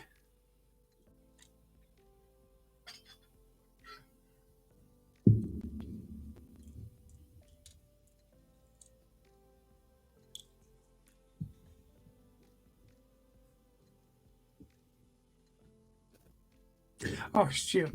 I forgot I was gonna do something. While you figure out your sound issues, I'm gonna back up just a second. Chase. Yes. Actually, for everybody in the hardware store, where do you keep the walkie-talkies?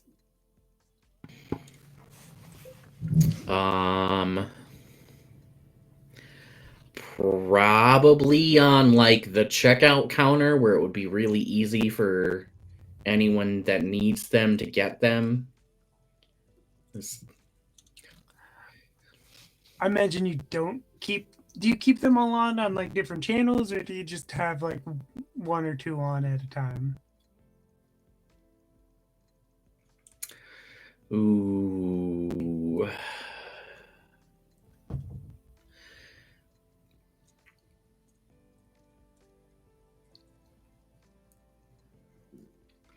I would imagine that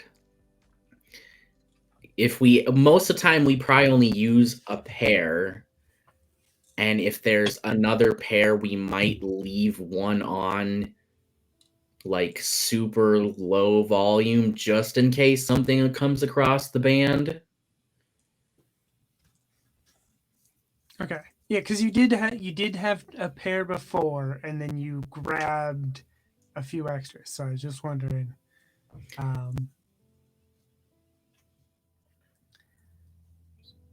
Yeah, I think because we don't, other than maybe like if someone's holed up in a radio station trying to broadcast, there's not a lot of ways to keep tabs on things. So I think having a walkie on like one of the more used channels and like turned down as low as possible without it being silent, just in case. Okay. So Chase, this is for you specifically, so I'm going to have you hear it. There's a little screech, and it's fuzzy,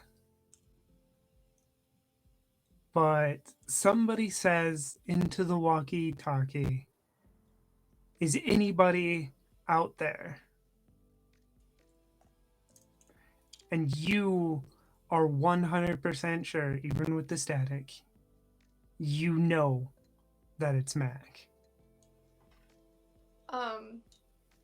I think this happens like as Chase is getting ready to like walk outside to like meet up with Deborah, and he just like immediately stops, and I think initially like freezes for a second,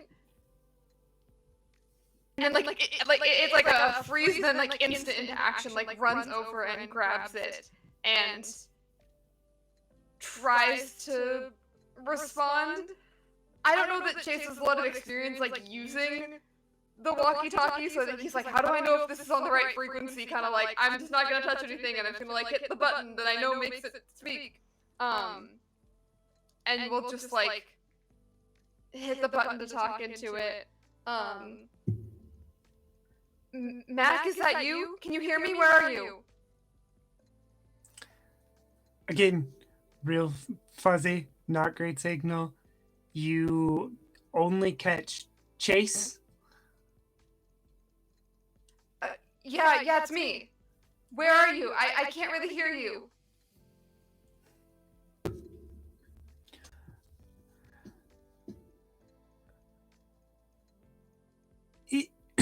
In the city. And then it breaks up. Near. And then breaks up again. Just say a location. I can't. Near club. Can you say that again? What club? Sam's. Breaks up again.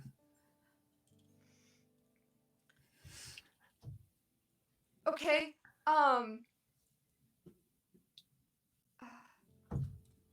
Do I know the name? Like, we've always been calling it the hardware store. I'm assuming the hardware store has a name. Yeah, we never named it, but I assume so. It doesn't mean we don't have to name it. The bigger, more identifiable place would probably be Shop Mart Plaza. I think that like Chase is going to, regardless of how smart this might be, like give their full like he's gonna say like we're in this store like near the Shop Mart. Like he gives the full description of like exactly how to find us. And it's like, I don't know if you can hear me clearer than I can hear you, but this is where we are. I'm gonna try and find wherever you are. But can you hear me clearly? Am I breaking up? Can't hear. Can you hear? Mostly. Do you want to try and come to me, or should I try and come find you?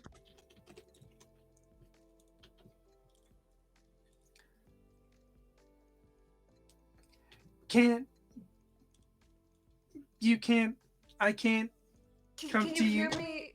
Did you get that address? Okay. Can't leave. You can't leave. Why not?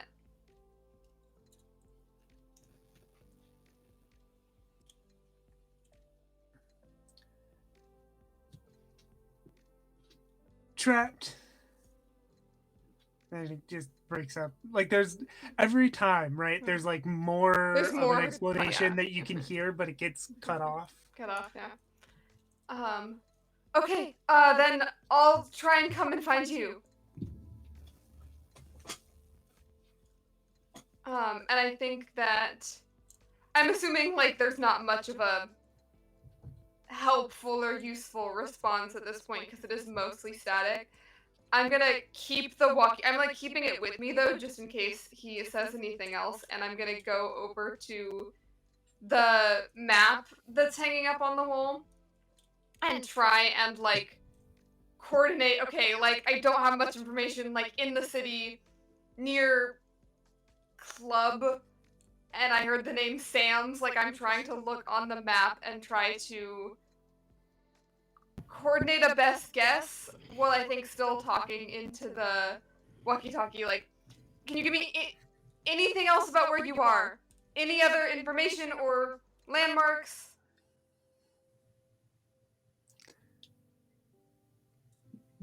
There's no reply. It's just static. Okay. I don't know if you can hear me anymore, but if you can, I'm gonna come and find you.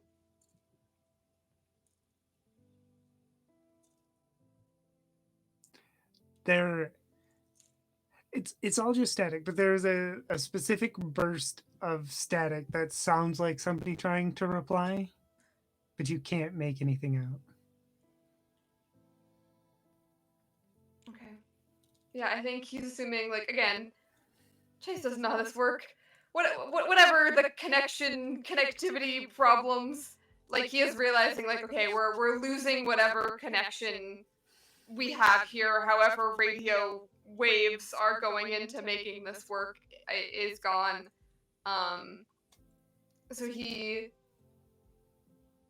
looks down for a minute from the map and just, like, holds the walkie-talkie very closely and just says, I love you. And I miss you so much, and I am gonna find you. And I don't know if you heard any of that, but I will tell you really soon. And then waits for a second, I'm assuming gets a static response. Yeah. And then we'll go put the walkie-talkie back on the counter where it was before. Yeah. Forgot the word for that for a second. All right. Okay. And I think it's completely forgotten that Deborah is waiting for him. Like, he's going back over to try and coordinate things on the map, so I think that Deborah will have to come and find him. Chase, we're leaving. Where have you been? Chase, let's go. Okay, yeah, 1 second. From looking at the map, do I have any idea of, like, where a couple of possible locations could be? Or is that just far too broad to really narrow down? Roll me wit.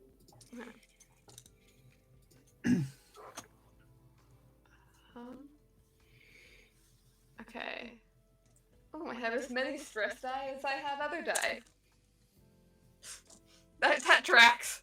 I think I might take another stress dice, to be honest. Okay.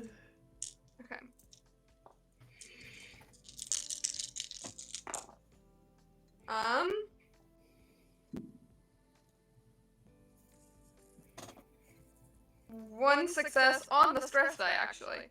And no ones. Okay. But here's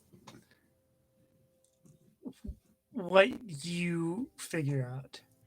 Assuming that if you assume that you weren't getting all of the words in order, there's a good possibility that Club Sam's is Sam's Club. And you can mark that on the map. How close / far of a location would that be to us? It is quite far away. It is near on the other side of Eau Claire.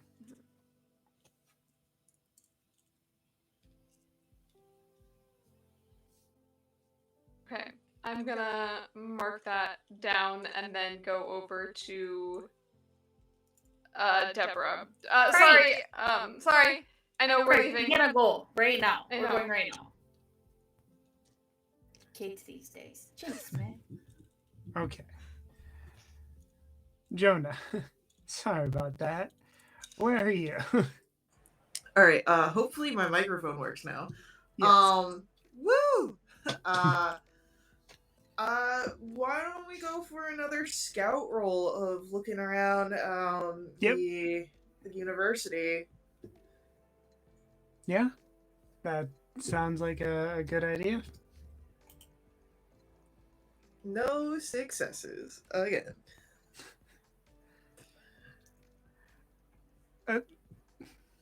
With 4 dice, two no Yeah. successes is actually impressive.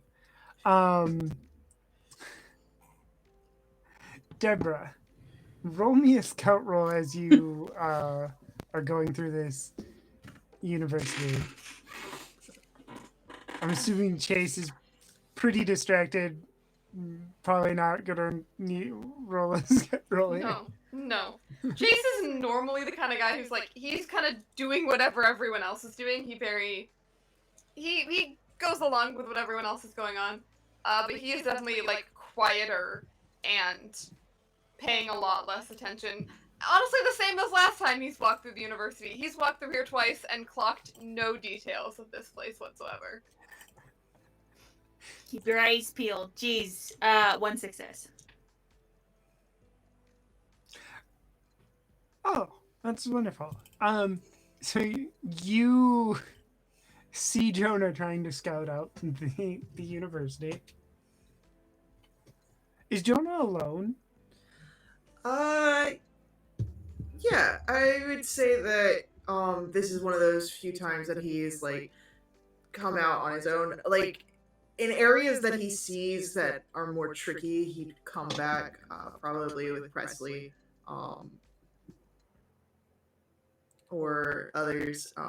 But knowing that most of the spectrum aren't really like they're not really they're not really survivalists. He does a lot of this kind of as much as he can on his own. Okay. To get your attention, I just kind of drag my machete across the paved sidewalk. I'm like, "Are you trying to hide?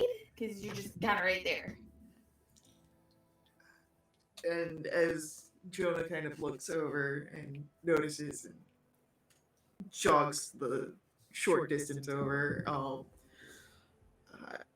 I mean, I was keeping my wits about me, but I wasn't trying to. Was there a reason to hide?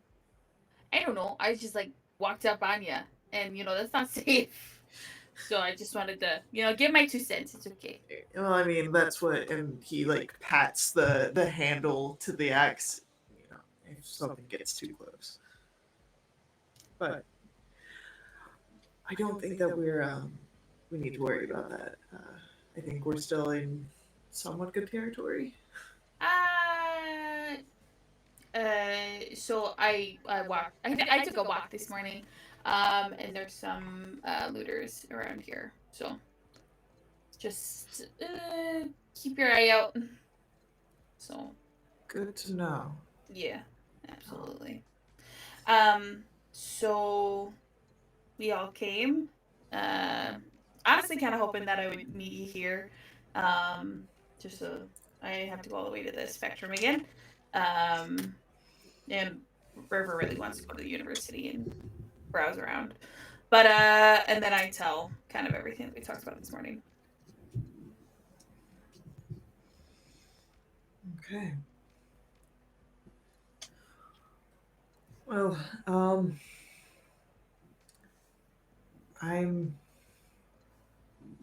Is Jonah looks over to River, and then to the rest of you.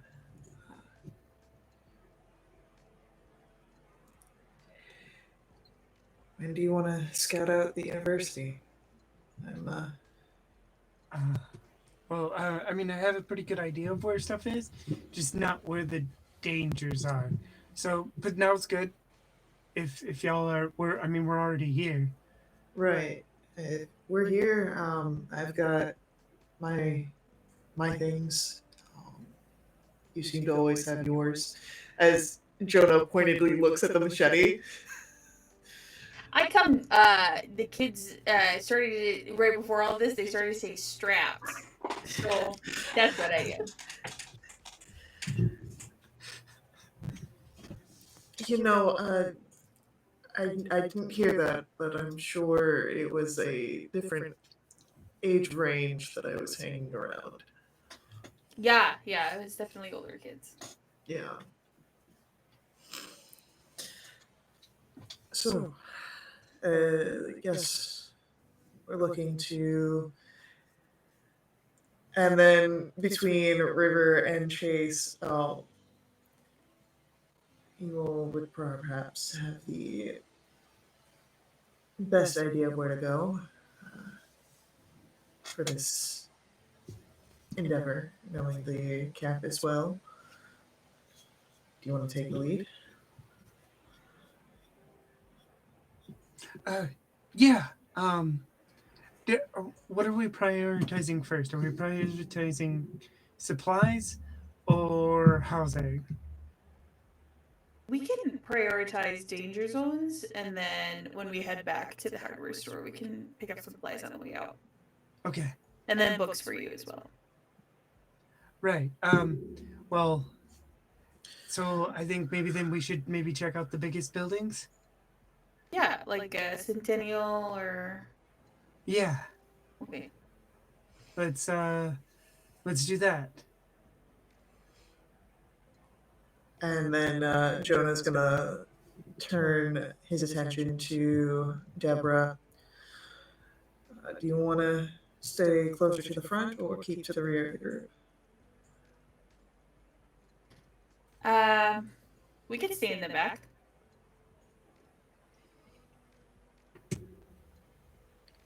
He nods. Just sort of, he's got, well, he has the axe on his back. He has the bow and arrow, sort of not fully drawn. It's loose, ready to draw back if needed. So, just as a visual. You can get first shot, and I'll finish the job. It worked pretty well for us last time we were here. I'm seeing a team. Well, you head off to Centennial. Cherry, roll survival for me. Okay. You did choose to go fishing. I did.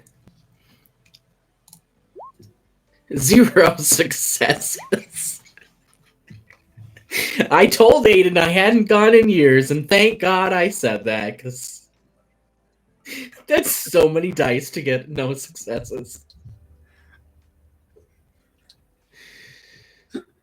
Wow, I just looked at it. That is actually kind of impressive.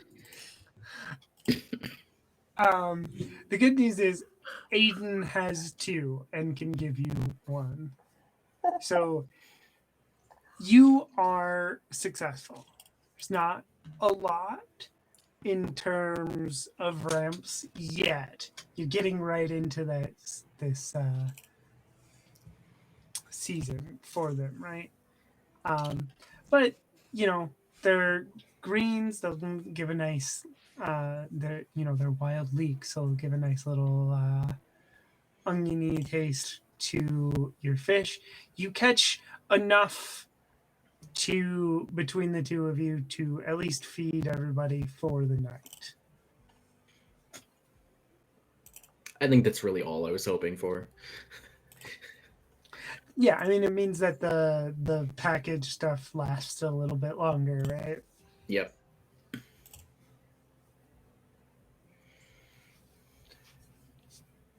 Do you have any conversations with Aiden while you're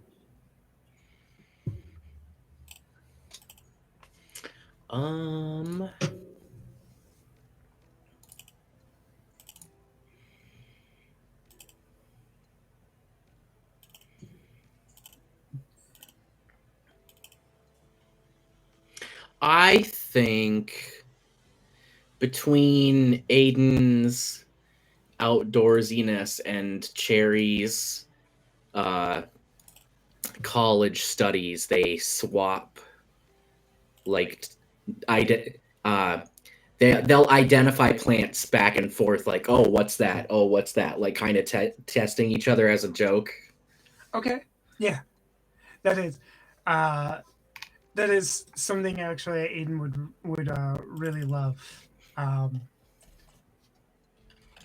Especially, I think, because like it also helps Aiden feel a little more comfortable because like somebody else knows like what we're looking at. I don't have to teach everybody what we can and can't eat and stuff. So like it takes a little bit of weight off of Aiden's shoulders as well, right? Mm. And I'm sure there's at least one thing we both are like, actually, did you know about like a thing? Because like I feel like Aiden's is probably more having been out in nature learning the things, whereas Cherry's more like, oh, I read the books about doing this, that, and the other as part of my agriculture course, and did you know about this? Yeah, I think. Oh, I think I love that. I think Aiden's is definitely like telling you like actually like if you cook it right, which it does take a little bit of work because you have to like get all of the sap out, but you can actually eat milkweed.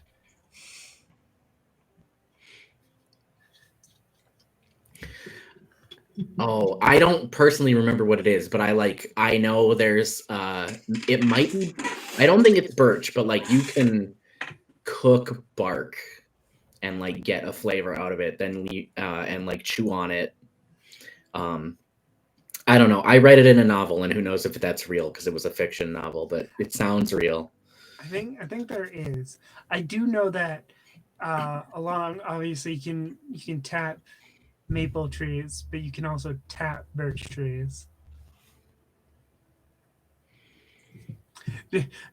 Random things that uh, come across. It wouldn't be surprised, if there's some sort of tree bark that is edible, but I don't know about it myself. Does Eliza have any conversation with Marley while kind of going over everything? Yeah, I think she's probably at first talking casually, at least while people are like working around. And once it gets a little bit more just like the two of them privately, I think that Eliza would kind of just quietly say, uh, look, uh, are you doing okay? I know you're probably sick of people asking you that. Uh, I'm okay's not the right word, but I'm getting better.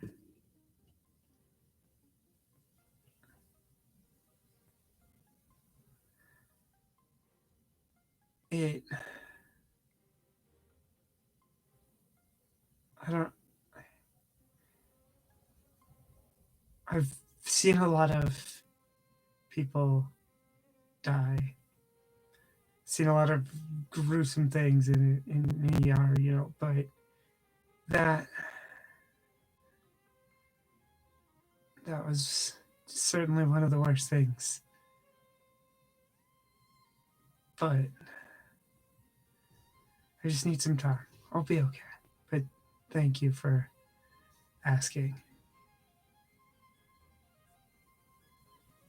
Yeah, I just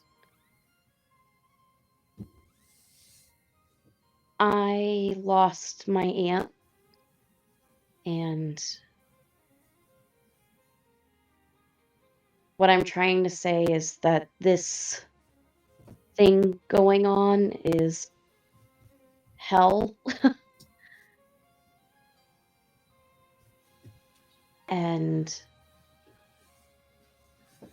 I just want to make sure that, at least if we're all in hell, we can at least do it together. Yeah. Well, it is. I'm glad that we were able to find each other for whatever it's worth. Oh, yeah, because I think you would have kicked my butt when I signed up for ER shift. Yeah. It's not easy. It's its own kind of hell, but Yeah. The ambulance was a lot. I mean, I loved being a paramedic, don't get me wrong, but it's you never get to follow things through. I mean, I can check on certain patients sometimes, but you're just ready for the next call. yeah. Well, I mean, in some ways ER is better, but sometimes you're also, sending people off and hoping for the best, or they walk out and you don't know what's going to happen to them from there, but you do get to help people sometimes. Yeah. I think my Aunt Henny would have been best friends with Marisol. They are Yeah. so similar, it's not even funny. She chuckles at that. Yeah, well, it's good to hear that. Yeah, I mean, if anyone believes in some sort of afterlife, I'm sure they're out there having Jack and Coke and out on the rocking chairs. I can I can see it. Thanks. And she'll, if you let her, she will give you a little hug before getting back to cataloging and kind of getting a good idea of what medical supplies you have and stuff. Yeah, she would hug back, and definitely it's in the way of the I don't know how to describe it other than the Disney hug where you hold on until the other person lets go. That, yeah, I think while she appreciates the hug, Eliza's not very good at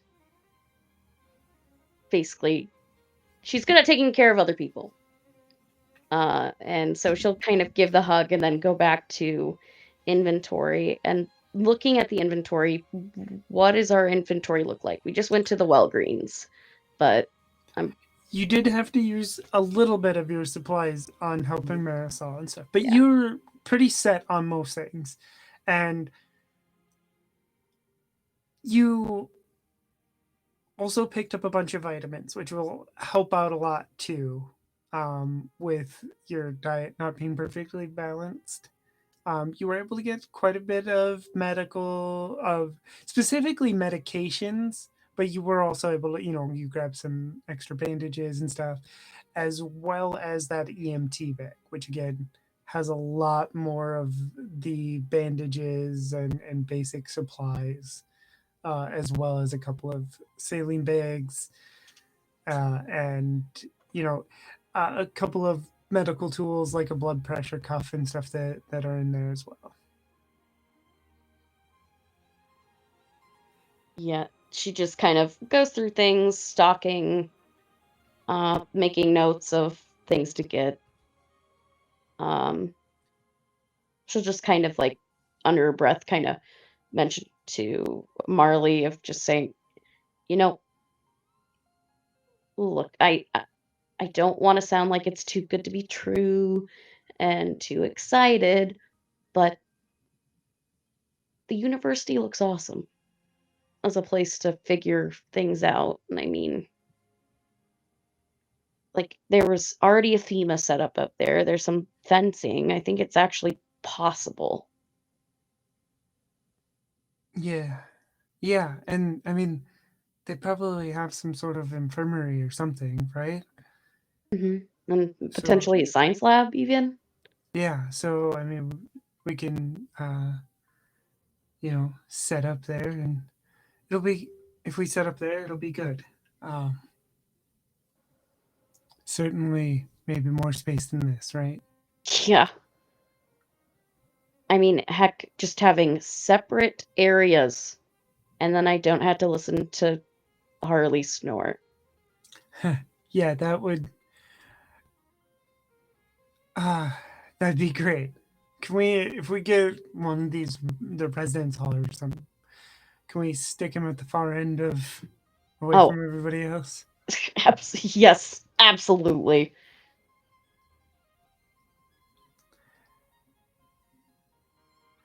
And with that, I want to go back to our crew at the university. You are at Centennial. How do you like? What's your approach here? Do you just go right in the front door? What's your hope? What's your plans here? Don't look at me. Hmm. Chase has no plan. I mean, I'd look in the windows first. I don't know how Okay. John feels. Yeah. Just kind of get a scope before, testing the door, before like fully opening it, wanting to like, put some weight against it, see how loud it's going to be when it opens. Which windows do you look through specifically? The ones I can reach. Yeah, Are like there do you any like giant ones that kind of like are in like common areas? I am sure there are. Okay, I have no then idea what this building actually looks like, so we'll say yes. I'm basing it off of Centennial Hall at my college.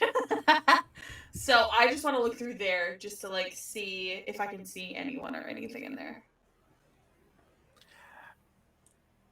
The bottom floor, I mean, from what you can see, which isn't perfect, seems pretty empty. Like it's a mess. Like there's but otherwise, like it seems pretty empty.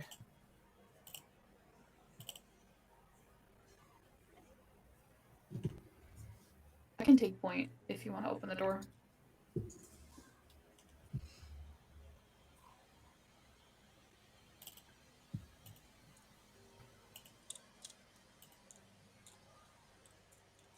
Yeah.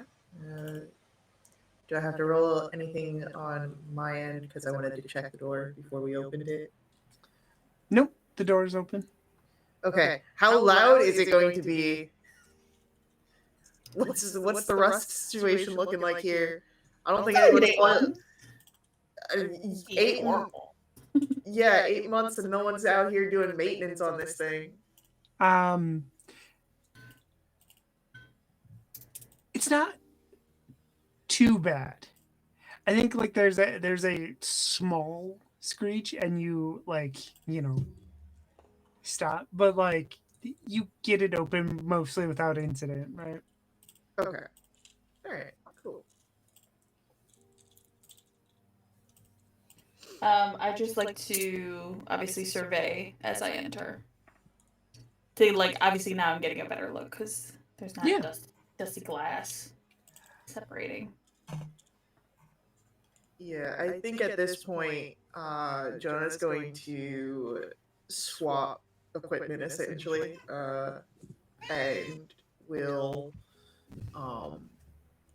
instead of having the bow and arrow, put that away and draw the axe and have that at the ready.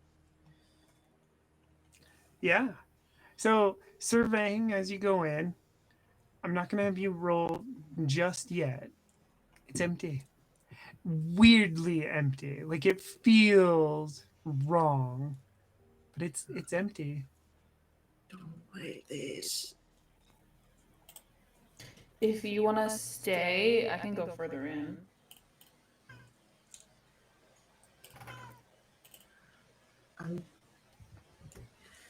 I don't feel right about this, but it's not something that I feel like I need to stay back on.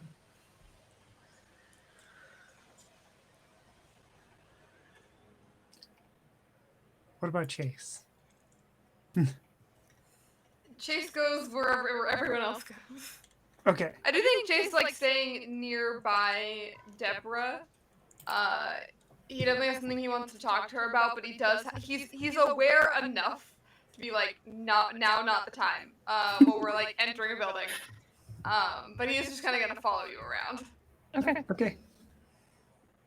So, do you go down? Do you go up? Do you go left, right, forward? We'll just say all the options are sort of available, and let you pick which way you go in this building.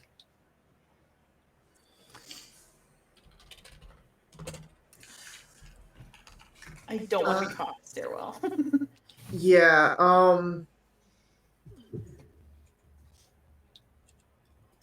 I would, well, I don't want to be caught in the stairwell. I would like to go towards the direction of the stairs, mainly to see if there's been any sort of activity. Like, is the door ajar? Is there any sort of discernible footprints? If someone, stepped in something? I want to see if potential figures that may be here are just not as smart. Okay. Which stairs? There are different stairs for going down and different stairs for going up. I'd like to check for the downstairs direction first. Okay.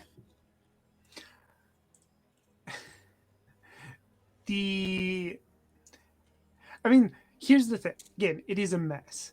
People obviously died here. Like, there is, blood stains, but you don't see the bodies. The stairwell going down, there's no door at the top, but there is like a row of doors at the bottom. They're all closed. Like, you can see like old bloody handprints on the doors, but there's nothing that looks new or fresh. Okay, that's what I was afraid of, that there would be something here that was new and fresh. But if there's not, I'm okay with this side.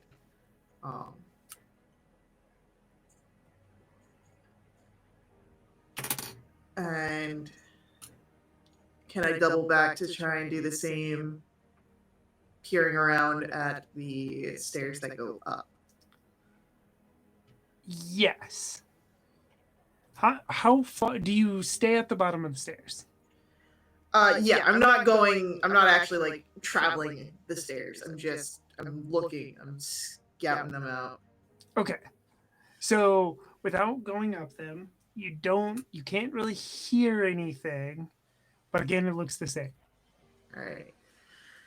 Then heading back to where Chase and Deborah would be,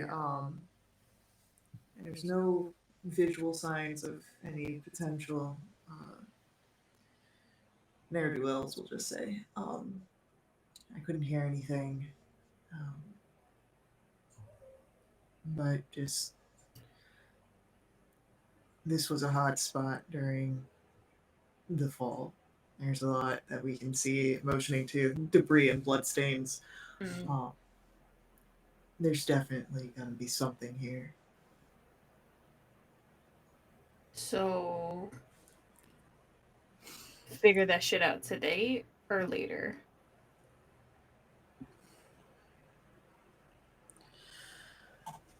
If we figure it out today, we choose one direction and we stick to it. Whether that's going upstairs, downstairs, checking around more on this level. This isn't going to be something that we can knock out in one go. Absolutely, I agree. I'd rather have a vantage point. So if we're gonna go somewhere, I want to go up. Hey, quick question. Does anybody know where River is? What do you mean? River was right there! River was at the front of the group! River led us to Centennial Hall, and then we went in the building. Uh-huh. Where's Fuck. River been since you went inside? Fuck. Right Is it- you don't Where is currently River? see- Where is You River? don't currently see River. You know we don't. Where- Okay. Do I see anything? Can I make a roll to see if I can figure out what direction River Yeah, went in? roll a scout roll. Okay. Well, that's gonna be. Can Come I on. also roll this? Yeah. Great. It's a 2 and a 1. Hold on. I would love for Chase to be helpful. How much of a like noticeable reaction are the two of you having? Like, is this out of character equal to what's in character? I'm very no. much saying like right there, not right there. Jonah would actually start to be like sort of looking a little panicked, not noticing where River is. Yeah. And I need to check a ruling here real quick. Because I think like if someone says like just you looking panicked, I think is not enough for Chase to like know what's going on. But I think that Deborah pointing, like I think Chase will snap Cool. out of / into it if needed. I'm gonna do a thing here. I'm gonna push the roll. Yeah. Ooh, yeah. Yeah. I forgot about Take push. stress. First Yup. roll. I just gotta. 2 successes. Okay, thank God. Okay, so you remember as you were walking around scouting everything, you are looking, you're like, oh, where's River? You're kind of looking around and you remember seeing something. Because it's a university, right? There's all kinds of signs pointing to like where things are. And you now remember seeing a sign on that other stairwell going down. Science labs. Of course. I don't I don't say anything. I move very quickly towards those bottom stairs. I grabbed Chase's shoulder and I'm just like, we're gonna go. Okay. So you go down the stairs. I'm going down the stairs and I'm looking for anything that's out of place, whether that is the sign of River having come through there, whether it's walkers. The door I'm on now- the farthest right is more ajar than you remember it being. heading there. Following. Being dragged. Yeah. You walk out into a hallway. You see River attempting to pick the lock on a door down the hallway. I make like a cat, like the pss, pss noise to like make the least amount of noise and the most amount of noise possible in this moment. Unfortunately, River does not hear. River is focused, does not hear you. Jonah is not carrying at this moment. Jonah's walking right up to River. Yeah, Okay. I'm frustrated right behind. As you are walking over, you manage to hear from outside it's loud, right? I want you to understand that this is loud enough that you catch enough of the noise in the basement as a bunch of motorcycles go by outside.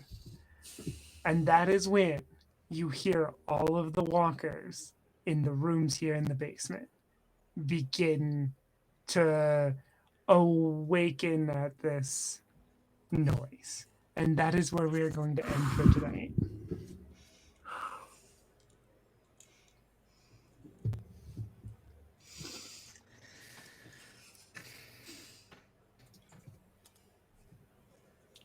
Hi, everyone. Oh my gosh. Okay. Okay.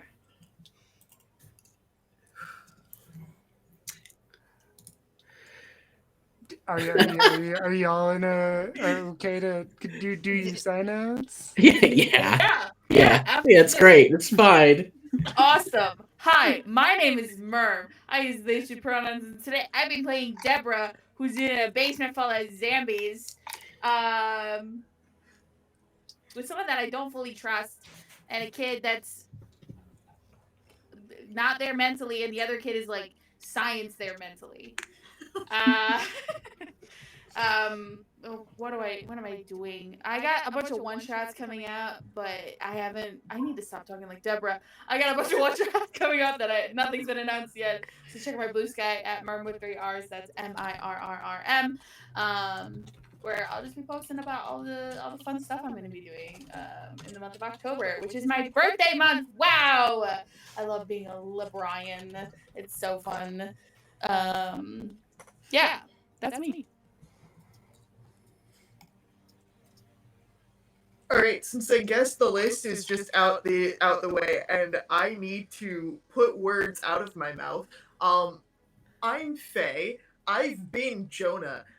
There's things happening, and they will continue to happen. Yeah, that's all I can do right now. In the best way possible. Hi, everybody. I'm Mary. I just took a lot of psychic damage. Where you can find me online. You can find me online at the Nerd on Wheels, everywhere on social media. I just came in for the second half, and it was just all emotional damage, and it was great. I love it. I'm here for this. Who's next? I think I am. Hey everybody, my name is Quinn. I use any and all pronouns. I've been playing Chase, who uses he/him pronouns, who is the kid who's not there mentally. You can find me on Blue Sky and Blue Sky only at Quinn Beckham 27. Other things happen. I post about them online. Next Saturday, I was gonna be in a game this morning. We had some player illness, so we actually wound up moving things around. So next Saturday morning at noon Eastern time, I'm going to be on noon. I think it's noon. I think 12:30. I think our call time is noon. I don't know. A lot of stuff has just happened. I'm gonna be on Pantsless Tables. We're gonna be playing Kids on Brooms, Magical Girl style, in a one shot called Starlight Sparkle something. It's gonna be awesome. But my brain can't remember words right now, so you can find all of the details on that on my Blue Sky. I guess that just leaves me for the cast. I'm Cass. I've been Cherry. I don't know. I don't have anything to say. This is the only thing I'm doing right now. It's fine. It's cool. We love having you here. Yes, absolutely. Hi, everyone. I am Sophia. I also am not doing anything currently right at this moment that I know that I can talk about.